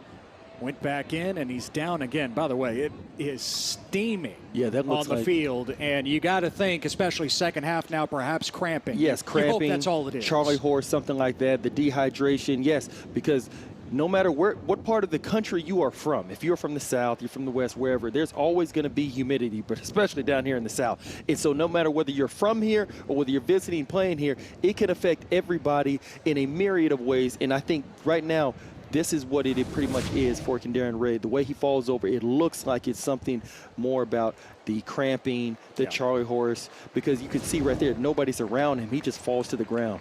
And now he's walking off under his own power, albeit he's limping. So I'm guessing probably something of a Charlie horse, cramping, maybe a little dehydration, and you can see he's going right now to the locker room. Yeah, not just to the sideline, this time to the locker room for Tulsa. Ray, honorable mention all-conference a year ago, and the leading tackler for the Tulsa defense, again, a defense that featured Zaven Collins, the National Defensive Player of the Year. So third and goal upcoming for UC Davis from the 16. What do you dial up? I'm thinking probably get Hunter Rodriguez on the move, give him that chance to actually choose whether he wants to pass the ball. He can go ahead and affect the game with his feet, or maybe something else in the draw screen category. I don't think they're going to take a shot to the end zone because I think they're going to go ahead right now and probably be okay with settling for a field goal with it being third and long. You got to cover Harrell if you're Tulsa. Rodriguez on the move like you called for.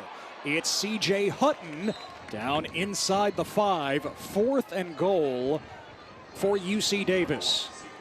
Ted, I'm going to go ahead and call it right now. If I'm Hawkins, I might go for this simply because you got the momentum, and if you don't get it, you can pin them down inside deep in their own territory. But that's just me. I believe if you're on the road, you are FCS going against FBS, you might as well go ahead and shoot for the stars, try to knock down the bully. I love it, but Dan Hawkins would tell you, this isn't Madden, Stan. This is a real game. Third quarter, we're right there and can take the lead. And Isaiah Gomez will try to put the Aggies in front. Chip shot, and it's good. UC Davis back on top here at Tulsa. A 9-play, 87-yard drive. The Aggies take control right back. Night on ESPN Plus, Tulsa men's soccer playing host to number 8 Missouri State. 7 Central Friday on ESPN Plus. Here at Chapman Stadium, back to full capacity, not a sellout crowd, but much bigger crowd than Tulsa had for their 3 home games last year when capacity was capped at about 3,900. All of that said, the atmosphere right, 2021 season opener, Tulsa trails UC Davis from the FCS 13-10. Dropping the kickoff on the return and actually making something of it out across the 20 for Tulsa. And with 8:03 remaining in the third quarter. Down by a field goal, Davis Brin back to work. You always have to make sure that you field the ball correctly, because whenever you bobble it, that gives the defense now a chance to get down there a little bit closer. They got a little bit lucky because they're going to have the ball on the 22-yard line, but this could have been a much better return for Tulsa. That's something you can tell special teams coach and Coach Philip Montgomery, they are not going to be pleased whenever he gets to the sideline. Davis Brin, his fourth year in the program, out of Boerne, Texas, just northwest of San Antonio. 10 of 20, 152 yards, an interception. You have seen flashes, the flashes that you saw against Tulane in that epic comeback last year, but inconsistent to say the least. Brin on a line to Josh Johnson on first down, and 10 yards right there for Tulsa. A good start to this drive, getting the first down early, moving the chains. Go ahead and try to gain a little bit more confidence for Davis Brin. You can tell that the Golden Hurricanes, they're going with the all close, keeping everybody boxed in and try to go ahead and get some rub routes on those crossing patterns, and it was successful on that play. And maybe give Brin some layups here out of the empty gun, like right here underneath. Deneric Prince working out of the slot. And easy money, Brin picks up about 3, maybe 4 yards. Getting out on the edges, get some positive yards. Now it brings up a second and about 6 or 7. So now you can see possibly go ahead and take a shot. You may throw an intermediate pass. You can go ahead and run the ball. You could do a draw. You could do some sort of RPO action. It gives such a myriad of plays that the offensive coordinator can go ahead and call up. 2nd and 6. It's Prince darting through a hole across the 40. It'll be 3rd and short. You know, for Davis Brin, Stan, there was no drawn-out competition from the spring all the way to the summer. He's been working as the one going back to the spring. 3rd and short, Prince again. A canyon, Deneric Prince leaving everyone in the rearview mirror. Touchdown, Tulsa. Deneric Prince takes it the distance, 58 yards. And what were you just saying, Ted? You said he pretty much has had the job all spring, and you can see why he is now the lead back for these Golden Hurricanes. This is just a simple run play. Davis Brin handing the ball off, and it is a gaping hole, and he sprints to the end zone and hits his head on the goalpost. Great job blocking with the trap block with the offensive line, and he just simply puts a move on Venable, and he is off to the races. Nobody's going to catch this guy. 6'1", 214. He's moving pretty good for a man that size. And Ted, guess what? The Golden Hurricanes have now taken the lead back again. Extra point by Long. Deneric Prince over 100 yards on the ground with this burst. 58 yards to give Tulsa the lead. For a touchdown for Tulsa, you get to wear the Juju hat. Deneric Prince, the 58-yard touchdown run to put Tulsa in front, 17-13 here at Chapman Stadium. And Stan, Tulsa has had the advantage in the explosive play department. Absolutely. That's where they've got a lot of their scores because they got the explosive plays. Now they just got to do a better job of being consistent. Davis Brin has to go ahead and be a little bit better at the routine plays, something he's struggled at so far. Tipton sends it away for Tulsa in no man's land, and it's out of bounds. C.J. Hutton, wise decision by UC Davis to let it trickle out, and the flag is thrown. This is a big play for UC Davis, scanning this ball near midfield like what's about to happen. Free kick out of bounds. Kicking team. Ball will be placed at the 35-yard line. First down. So good field position, the result for UC Davis. By the way, back to the hat real quick for Tulsa, the Juju hat. It was new athletic director Rick Dixon's idea last year. First day of practice, he shows up with a straw hat himself. Zaven Collins, National Defensive Player of the Year last season, he says, we call Rick Dixon the OG around here. Always the epitome of cool. Dixon said, why don't you wear the hat? Now Tulsa players who score touchdowns, they get the hat. The many props in college football. Alonzo Gilliam is slammed to the ground on first down. No gain on the play. UC Davis trying to go back to the edges again. I think probably just to maybe try to keep the defense honest, but I don't think you're going to be able to make any money on the edges. You still got to try to run the ball up the middle. Trent Tompkins is in for UC Davis, the Wildcat quarterback. They call this the Magic Package. He's a scrambler. They call him T-Magic. Not much room there, but it is a positive gain. John Michael Terry makes the tackle. Tompkins, a redshirt freshman from Fresno. And yeah, with the nickname T-Magic, you think of Taylor Martinez from Nebraska about 10 years ago. Dan Hawkins calls him a straight baller. He just grew up on the playground running around guys. They'll put it in the air on third down, and it's dropped by Chris Vaughn. Excellent coverage by Trayvon Fuller. This is what you call knocking the ball loose. Trayvon Fuller doing a good job. He's beat on this play.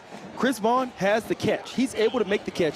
This is what you call not giving up on the play. Trayvon Fuller, the transfer from Texas A&M, doing a great job of showing exactly why he was the original Texas A&M commit and coming up making a big play, giving the ball back to his offense. Former four-star recruit, just didn't play much in 4 years in College Station, mainly on special teams. He wanted an opportunity. He transferred to Tulsa, and he earned one.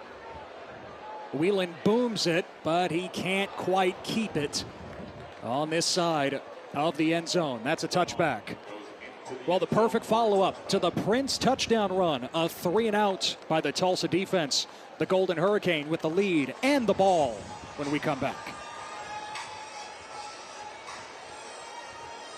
And Ted, I have to wonder, putting Trent Tompkins in there for those last few plays of this last drive, I wonder, is that a sign of desperation by this UC Davis offense? Seems like they're kind of struggling a little bit. They had a successful drive. I mean, come on, they got their 13 points.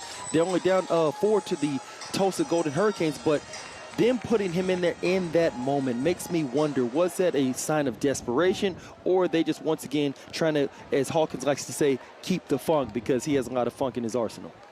I don't know what's trying to send us to break. Tulsa has so much momentum. Of course they want to get right back out there. And of course, Deneric Prince wants the ball again. A 5-yard gain to the 25-yard line.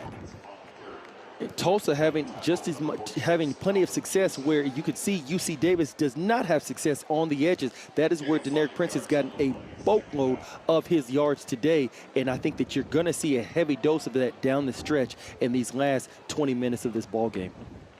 Now, we've seen a lot of Prince after Shamari Brooks opened the game at running back, coming back from the torn ACL. Keelan Stokes breaks a tackle and picks up the first down to the 35. Stokes with his third grab. And this is just simply getting your playmakers out in space, getting Keelan Stokes out there to go ahead and catch the ball. He makes somebody miss, and now he's off to the races, picking up the first down. This is all it is. Davis Bridges has to simply settle down and let his playmakers do what they do best. Bryn going through his progressions, and to the sideline, and Josh Johnson gets a short gain, but Bryn with the right decision.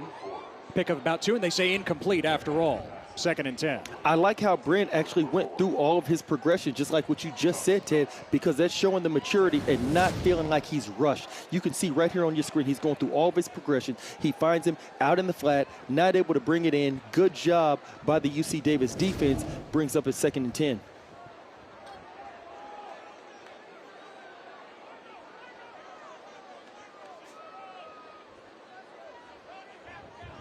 Davis Bryn told Kelly Hines of the Tulsa World a couple of weeks ago, operate is the key word for him. Like you said, Stan, all these playmakers just make the quick decision or just hand it off to Deneric Prince. Off and running again. Prince the angle. Prince inside the 20. Still on his feet inside the 10. 1st and goal for Tulsa. Prince rips off another one. Ted, I'm not sure. We're looking at the same play again as Deneric Prince scored on the first time, because it seemed like it was the same exact trap play, trap block, run play up the middle, and it seemed like it is nobody even within 15 yards of him before they even lay a finger on him. And once again, Tulsa getting big plays that are leading to bigger plays in the, on the scoreboard. There was a flag down after all. You see it at the 35, top of your picture. Personal foul. Illegal blindside block. Number 5 by the offense. 15 yards from the spot of the foul. Result of the play is a first down. Block Coach called Montgomery against is not going J.C. to like Santana, Stan. Yeah, for sure. You know, another 58-yard jaunt by Prince, and some of it is wiped out. You were in a tight ball game. It is 13-17. It is still anybody's game, and you can see to the right side of your screen, Santana comes in with that block. He's trying to help out his teammate, but you, as a head coach, that is going to keep you up at night. It's going to make you pull your hair out just because you feel like it's unnecessary, even though you applaud the fact that he's going as hard as he possibly can for his teammate. But you just want him to be a little bit smarter and have a little bit more discretion, because this is a game that Tulsa does not want to lose to an FCS opponent. They want to make sure they win this game, so they need all the plays that they can have. And when you have a play like that putting you down deep inside the 10-yard line, you want to make sure that it stays there and it does not come all the way back to midfield. Yeah, instead of 1st and goal, 1st and 10 right at the 50. 5 penalties, 60 yards on Tulsa tonight. Anthony Watkins off tackle, trying to stay upright, and Watkins picks up 3. Penalties were such an issue, Stan, for Tulsa a year ago. They were 2nd in the country, 82 penalty yards per game, 2nd most in the nation behind only UAB. If you do not shoot yourself in the foot and you do not make a bevy of penalties, you will find yourself being victorious more times than not, just simply because you played a cleaner game than your opponent. On 2nd down, Bryn. Incomplete. Trying to find Ezra Naylor, the grad transfer from Kansas, for the first time. Naylor, the tallest Tulsa receiver at 6'4". And that definitely was not a good decision, throwing into traffic like that for Naylor. And you could see there was a 7 cut that was wide open over here on this sideline that Brent just simply did not see, and now brings up a 3rd and 7 where Tulsa is not at its best, as opposed to being 3rd and 2, 3rd and 3, 3rd and 4. Yeah, Tulsa's 2 of 8 on 3rd down tonight. This is 3rd and 7. I think you might see a little pressure right here out of UC Davis' defense. They just rush 4. Bryn stepping up. Bryn is clocked. A sack, and a flag is down. Cam Trimble again off the edge, circling back, finding the sack against Bryn, and now you can see UC Davis is able to get off this field. Now let's check the penalty.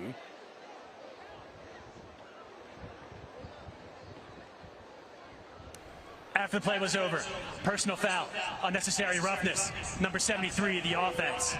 15-yard penalty, the down counts, 4th down. Wow.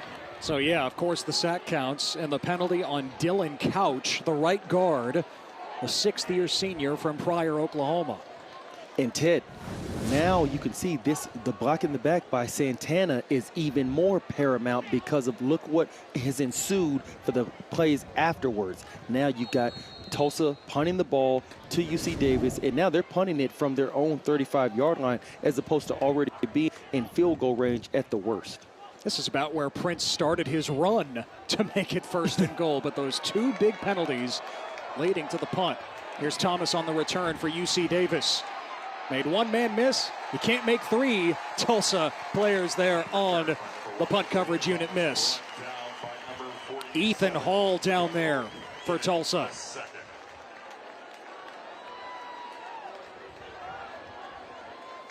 Yeah, point to the name. So 17-13, Tulsa in front. And again, asking their defense yet again to rise up because of the inconsistency of the offense. Yeah, you have blocks in the back. You have missed throws by Davis Bryn. That's where you can tell that they're not all the way on the same page. You don't have that synergy, but that's to be expected. It's the first game of the season. But if you're Coach Phil Montgomery, you know that you have the more talented team. That's why you're having more explosive plays. But you got to be able to put them all together and be consistent if you want to beat this scrappy UC Davis Aggies offense. Flag down. Player jumped across. Was he drawn offside?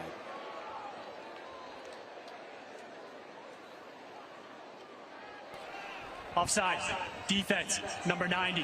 5-yard penalty, still 1st down. And yet there is another penalty by the Golden Hurricanes. Of course, player remembers his offside penalty against Cincinnati in the final minute of the American Conference Championship game. Another flag is thrown. Lan Larison On the carry for UC Davis. No gain, but let's see what this is all about. And this one is coming from the field judge on the far sideline. Illegal substitution. Defense. 12 men on the field when the ball was snapped. 5 yards from the previous spot. First down. Wow.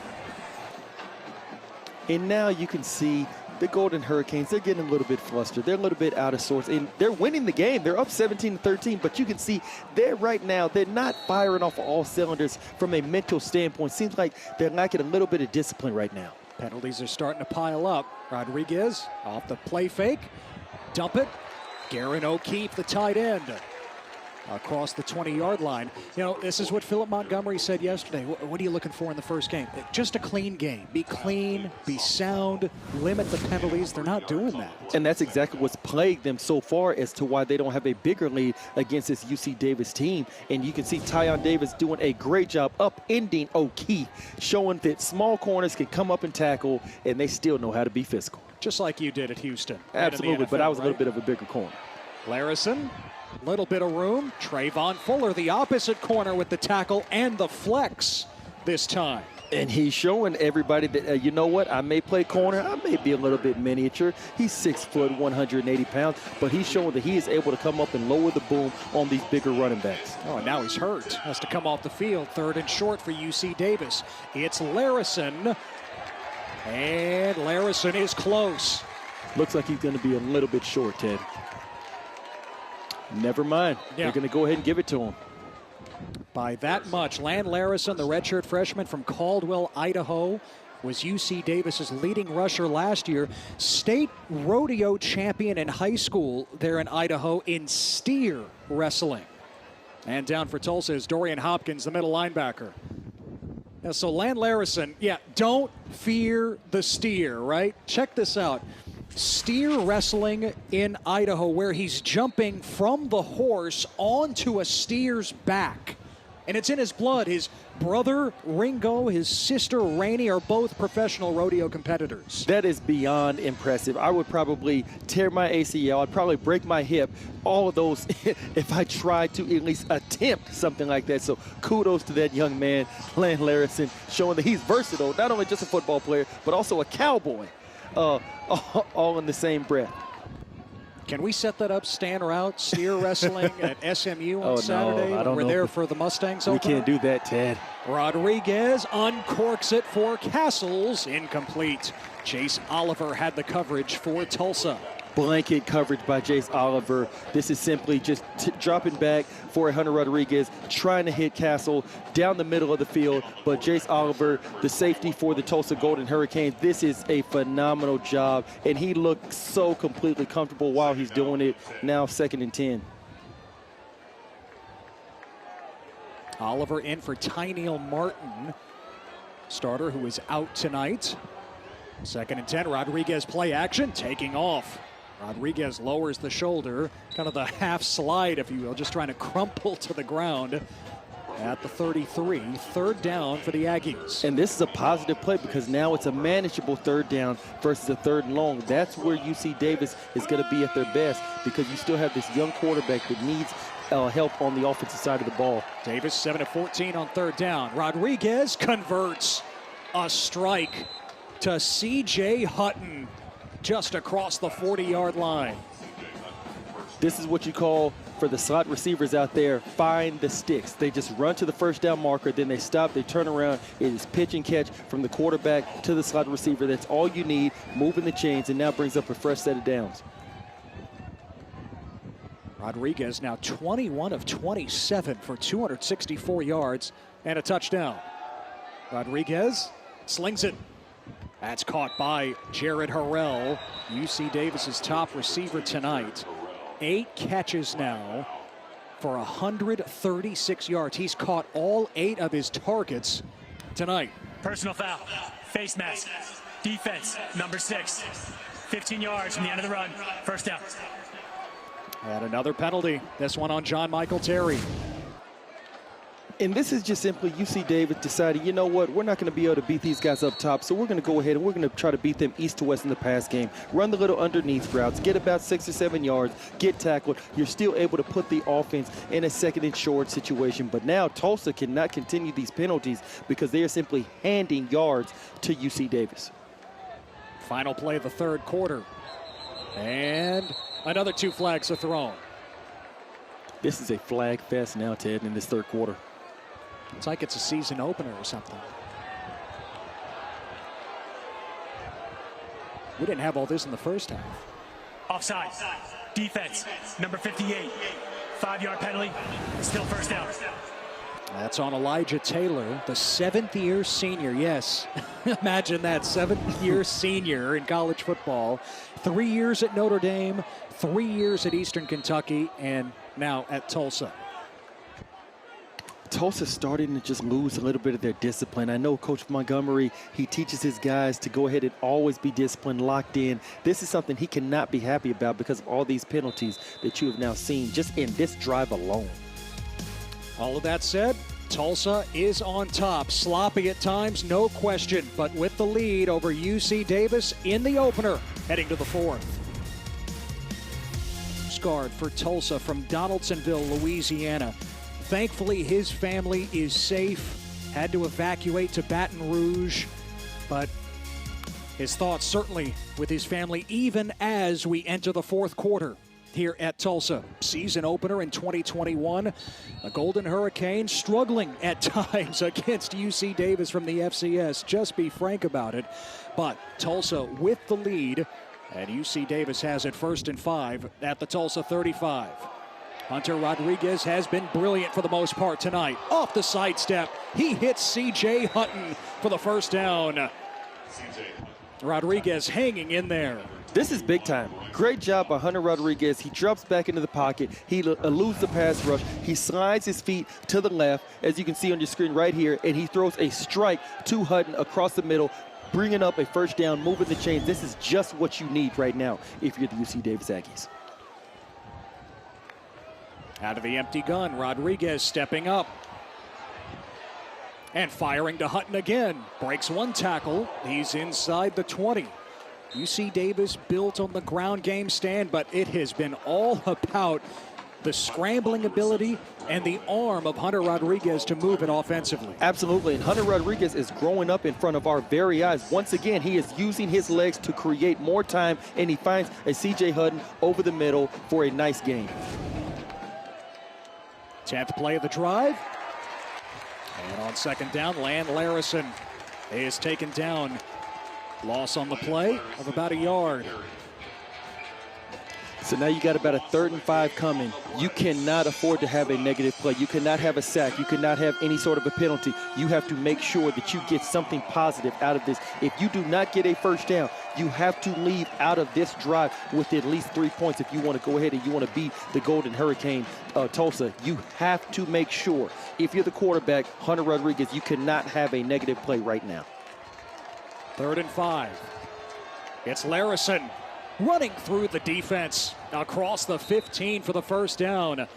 The steer wrestler moving the chains for UC Davis. And he's just exactly what you said, the steer wrestler, showing some of that brute strength, showing some of that toughness, running straight up the middle, just like what I said. That's where you got to beat Tulsa if you want to run the ball, and that brings up another first down, putting Tulsa closer and closer to the end zone. Let's see if they can actually reach pay dirt here, Ted. Another empty gun look for Rodriguez. He wings it. It's caught by O'Keefe. Working the edges of the Tulsa defense like they have for most of this drive. Second down just inside the 10. Hunter Rodriguez just simply taking what the defense gives him. If it means you got a nickel and dime, you can't always go for the big play, he'll take that because guess what? Now it's a 4-yard gain, brings up a 2nd and 6. Still a chance to get a first down without getting a touchdown. Larison is swallowed up. Tyrus Stevenson right on cue. They call him Big Cat, and he just devoured Larison. And I see exactly why they call him Big Cat. He pummels through the offensive line, creating penetration, great tackle for loss, and he slangs him down. That's something that is D linemen, when they get a chance to go ahead and wrap their arms around a running back, they like to make an example out of him, just to let him know, hey, don't run in here no more. What you think you doing? Man is down for the Tulsa defense. L.J. Wallace. It'll be 3rd and 9 for UC Davis coming up. So Wallace is down. Stevenson dropping Larison for a loss of 3. Now you think of Big Cat with Stevenson, you think of Ernie Ladd, of course, the professional wrestler from back in the day. Yes. That's what the coaching staff references when they gave him that nickname. Stevenson goes 365 pounds, the anchor in the middle of that defensive line. And able to still be mobile with it, as he demonstrated on that play, the tackle for a loss with the tackle on Alan Larison.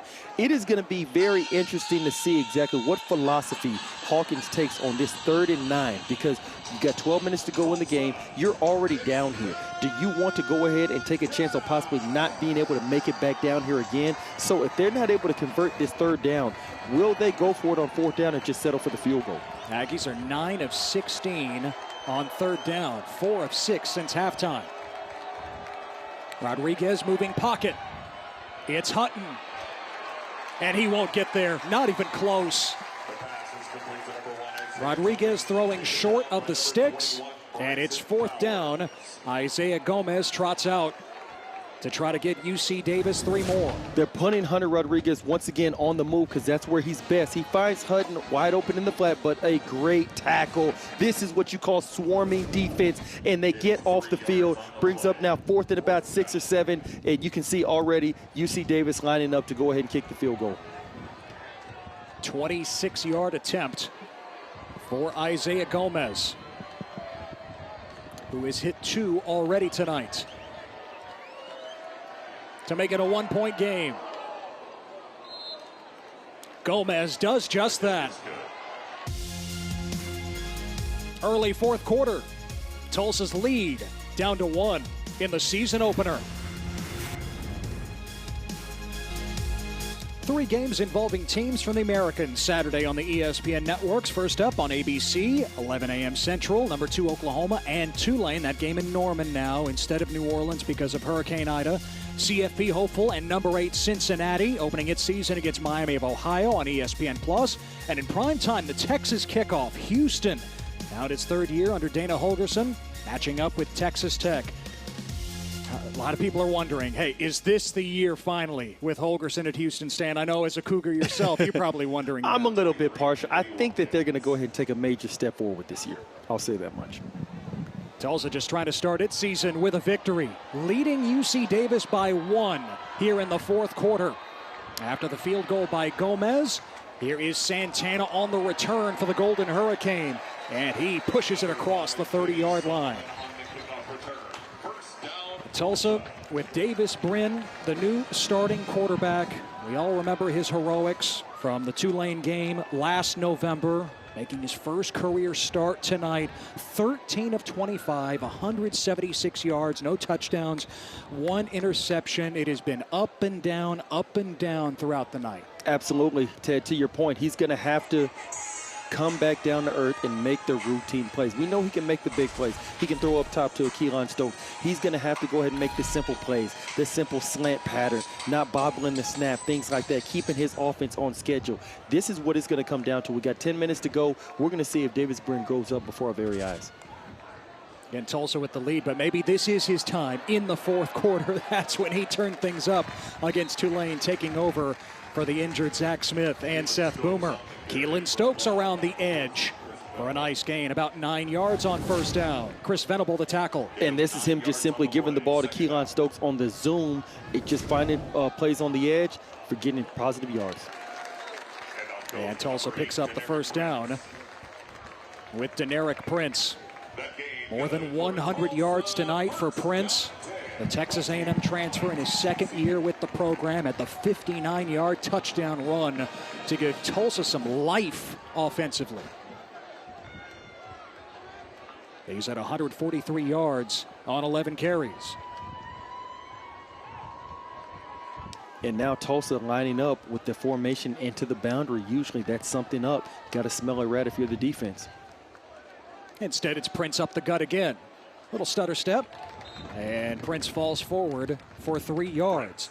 Prince has taken over as the primary runner stand in this second half. Shamari Brooks had some nice gains early coming back from the torn ACL, but now it's Prince, the bigger back. Yeah, he's exactly showing that he has the elusiveness, he has the explosiveness of the smaller back. So anytime you can have a bigger guy who's able to run like a smaller scat back type, he's going to get the bulk of the load because he brings so many different dimensions to the game. On 2nd and 7. Bryn improvising. And Bryn is shoved out. Once again, great coverage in the back end by the UC Davis Aggies defense. Bryn wanted the 7-cut. He wanted the flag pattern by the slot receiver, but it was not open. You can see right there, that's where he goes and he pumps, and now he's trying to elude the pass rush. They flush him out of the pocket, and then they get him out of bounds. 3rd and long. Let's see what Philip Montgomery dials up. 3rd and 9. Bryn is intercepted for the 2nd time tonight. It's Cole Hansen down the sideline. Hansen inside the 15. A flag is down.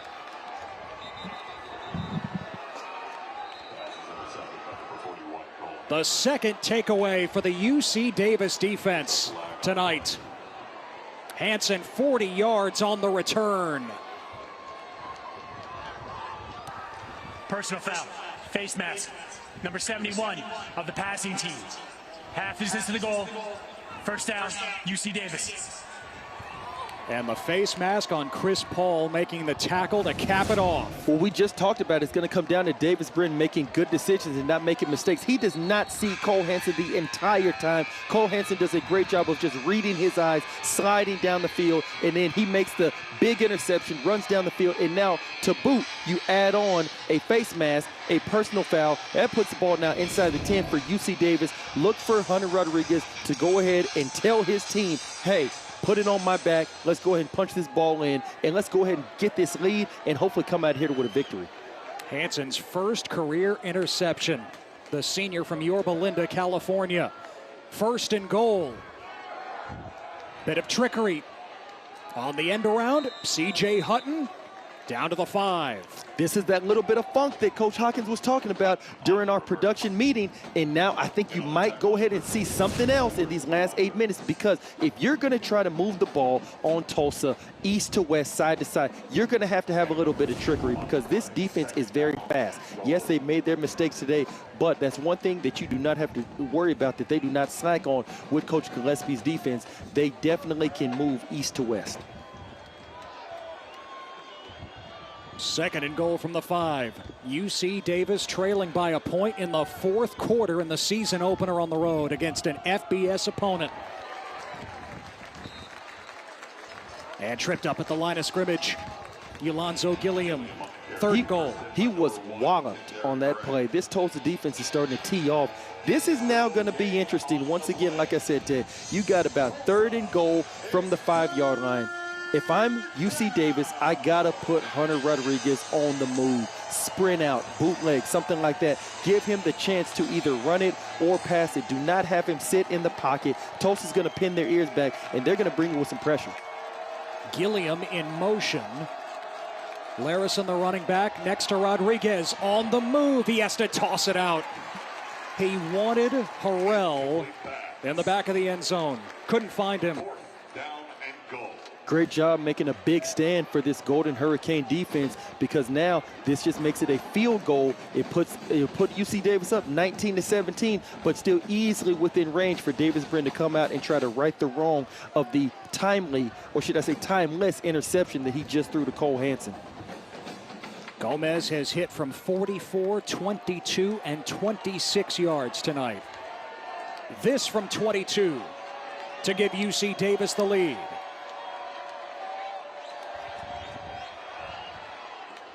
And Gomez knocks it through.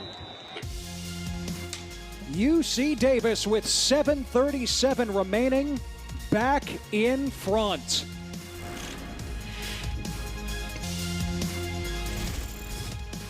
I think there's some Tulsa fans who are saying, okay, stop playing around. This isn't funny anymore. 7:35 to go, season opener here at Chapman Stadium. And the Golden Hurricane trails UC Davis from the FCS 1917. Ted Emmerich, Stanford route, our entire crew. And the ball just fell off the tee. Isaiah Gomez just gave UC Davis the lead with his 4th field goal tonight. And now Tulsa, just like they did all of last year, they're going to have to come up with one of those patented comebacks. Ted, do you want to tell the Tulsa fans, or should I? This is not a game. UC Davis is not playing around with you. They came to play, and that's why they have a 2-point advantage with 7 minutes to go in this game. And now Davis Brent has to come back out, and he has to make sure that he can lead this team and not make mistakes. UC Davis, can they hold up? Can the defense go ahead and make some plays to get off the field and get out of here with a W? And Stanton Derek Prince has been the one bright spot for the Tulsa offense. Oh, no question. As you can see right here, he is going through the hole. He is running hard. 6'1", 214. Still has the elusiveness to go ahead and pick up the big plays. You can see on your screen right here, gives one move to Chris Venable, and he is off to the races. And then had another one that was called back by Juan Carlos Santana, blocking the back, which pretty much thwarted that drive, thus giving the UC Davis chance to go ahead and take the lead. So he has definitely been a bright spot for this team all night long. But this drive begins with Shamari Brooks taking the carry out across the 30-yard line. Prince on the sideline. Brooks, former all-conference pick, coming back from the knee injury. You see the brace on that left knee.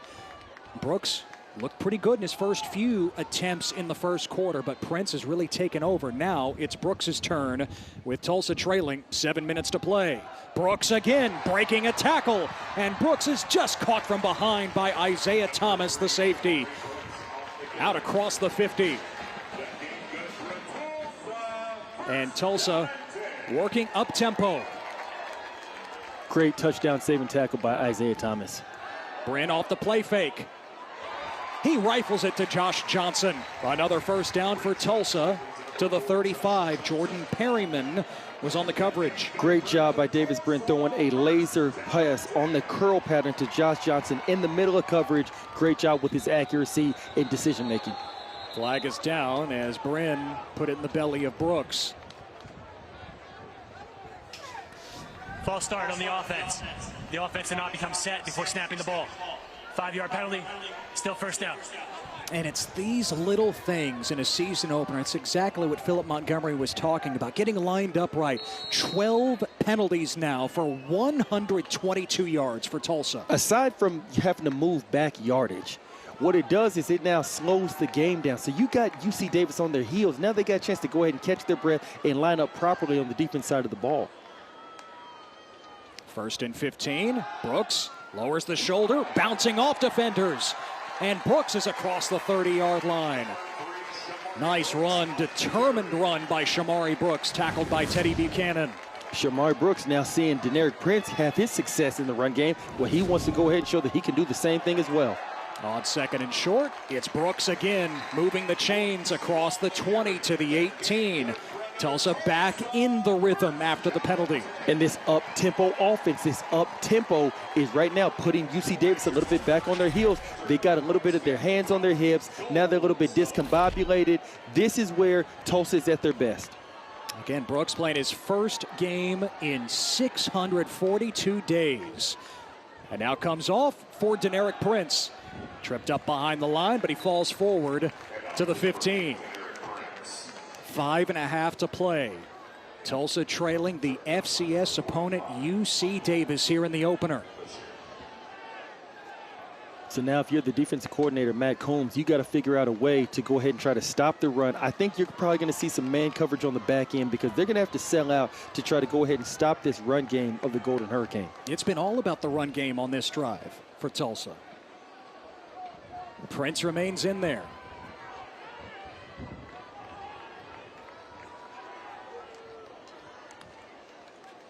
Prince again, straight ahead.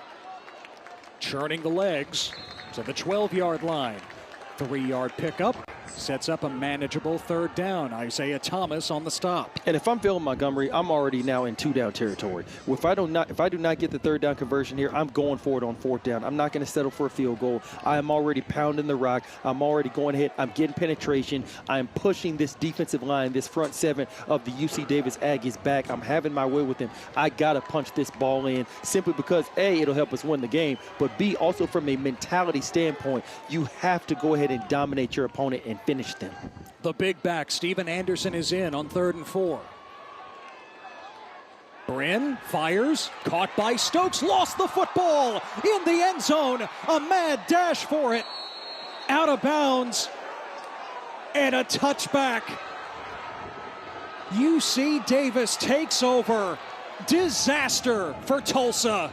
This is going to be great for UC Davis no matter what, because it's either going to be a touchback or... As he completed a pass that was fumbled out of the back of the end zone.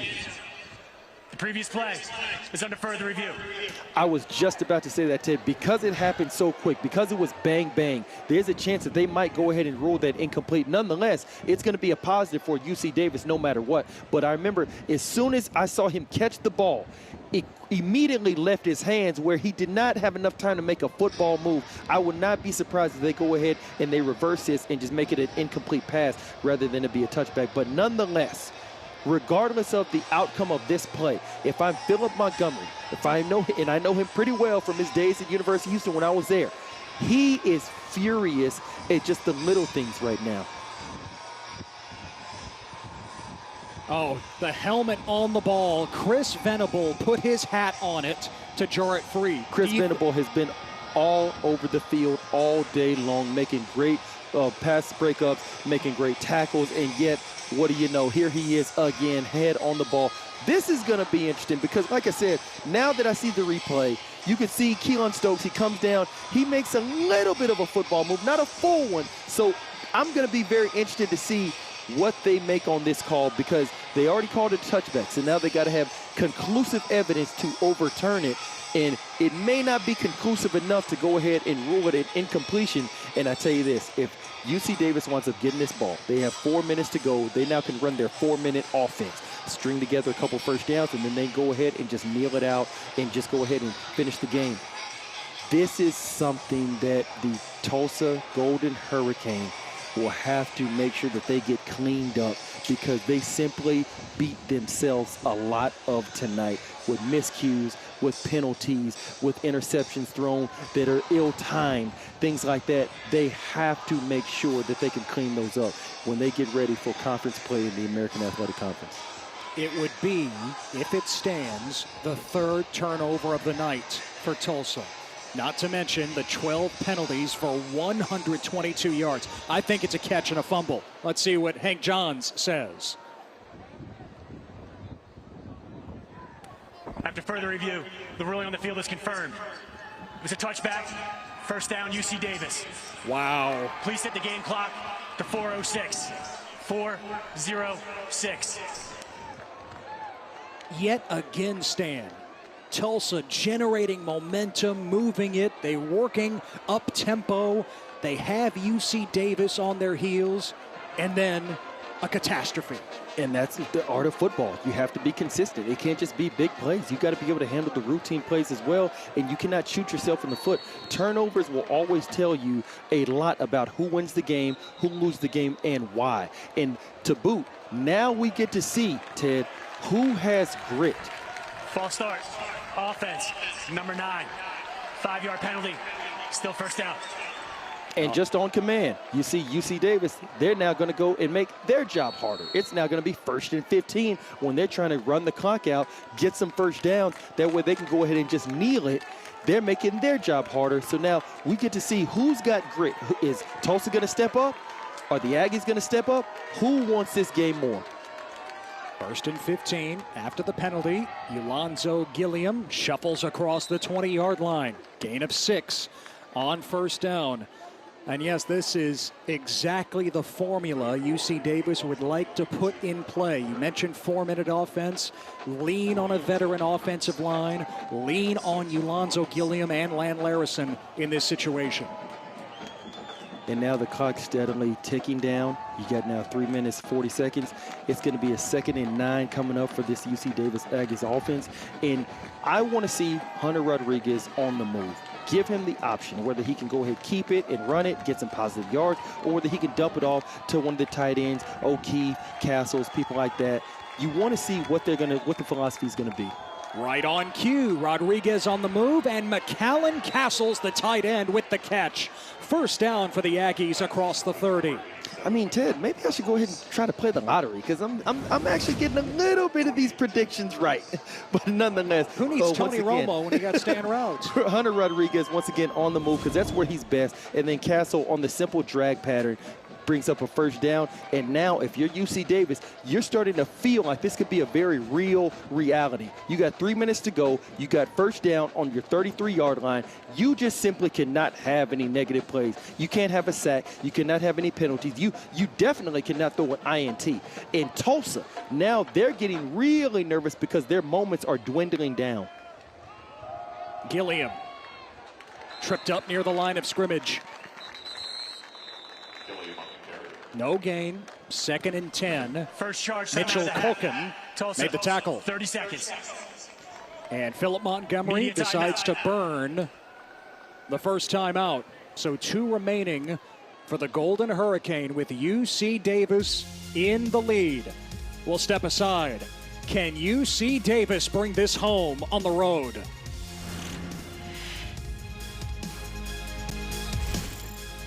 UC Davis beats Stanford in 2005, 20-17. They are this close from another landmark victory. On the road here at Chapman Stadium in Tulsa, the Aggies lead the Golden Hurricane 19-17, and UC Davis has its 2nd and 10 from their own 33. Can they close it out with this big offensive line and the running game led by Ulonzo Gilliam? I think if they were to close it out, Hunter Rodriguez has got to be able to make plays with his feet like he's been doing all day. Tulsa has 2 timeouts left. Gilliam breaks a tackle to the sideline, and he does step out, but near the sticks and at the 43. I think that's good enough for a first down. It sure is. And now that makes the daunting task of being able to go ahead and make some stops, albeit with using the timeouts that you don't have that many more of if you're the Golden Hurricane. That makes this an even more daunting task to go ahead, get the ball back, and still have enough time to march down the field and to get at least a field goal. Clock rolling under 2:15. Tulsa with 2 timeouts left. Gilliam again sticks his nose in. A couple of yards to the 45. Second charge, time out of the half. Tulsa, 30 seconds.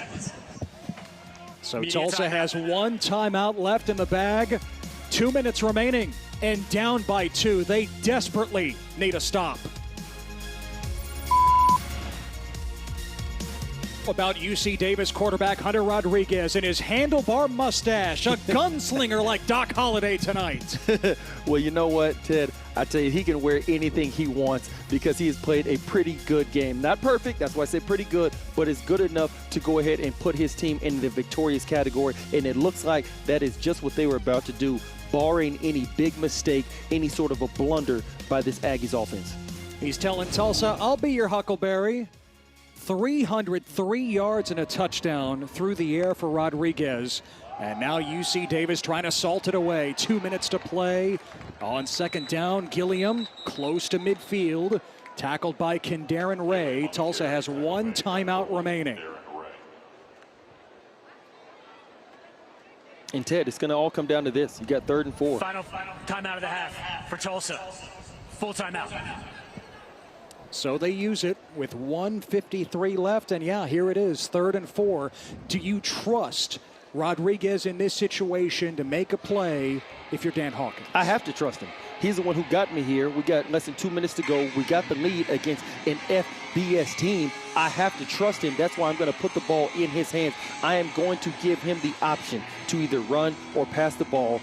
That's what I would do in this situation because he brought you here. He has earned a lot of trust from his teammates, the coaching staff, everybody tonight. You have to put him in a situation where he is at his best, and I think that is on the move. And because it is a 3rd and 4, if we don't get this 3rd down conversion, we now have a decision we got to make as a coaching staff if you're UC Davis. Because do you want to punt the ball and pin Tulsa back deep in their own territory, or do you want to go ahead and literally step on their throat and end this right now by getting the 4th down conversion? Then you can just go ahead and kneel out the clock. So that's why I want to put the ball in Hunter Rodriguez's hands on this 3rd down. That way I don't even have to make that tough decision come 4th down. And if you do put him on the move, hey, last gasp, nobody's open. Slide down somewhere, Exactly. Keep that clock rolling. Tulsa is now out of timeouts. That clock can dwindle even further as long as you don't have an incomplete pass. The game of football is now all about the dual threat quarterback, and Hunter Rodriguez is showing that he can be just that, so I got to go ahead and trust him. Here we go, 3rd and 4. Fake the jet sweep. Rodriguez on the move. Gilliam, 1st down for UC Davis across the 45. The clock stops momentarily, but only momentarily. Tulsa can do nothing about it. And that's exactly what I would have did. Put him on the move, give him an opportunity where he can throw the ball or he can pass the ball. And he goes and he finds Alonzo Gilliam in the flats, picks up the 1st down, and now UC Davis, Dan Hawkins, they are riding home with yet another landmark victory. And I believe the last one, like you just said, against Stanford, 2005. So this is a big boost for their team. Somebody who's trying to go ahead and win this FCS championship. This right here is going to bode well for this team's confidence. 9 of 18 on 3rd downs, and now Rodriguez can just take a knee, even if he's shoved back. Big difference in the 3rd down department, as you saw. Tulsa just 2 of 10 tonight. Big difference in the turnover department. Tulsa with 3 of them. UC Davis with none.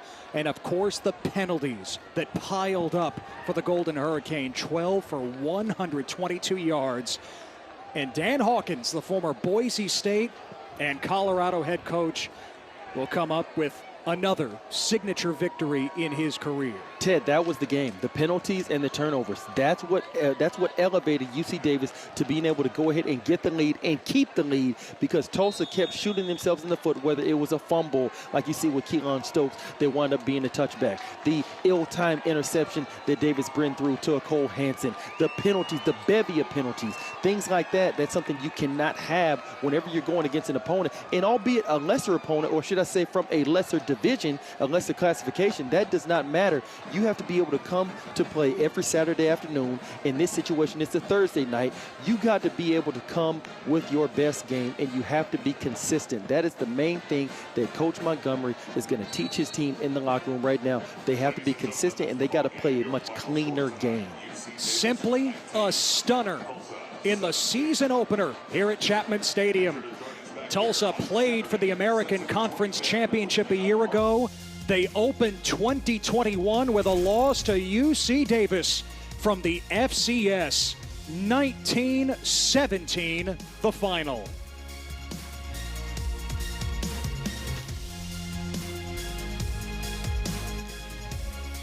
Well, that will do it. Yeah, digest this. UC Davis makes the trip from California. They beat Tulsa in the opener, 19-17. For Stanford Route and our entire crew, this is Ted Emmerich saying so long.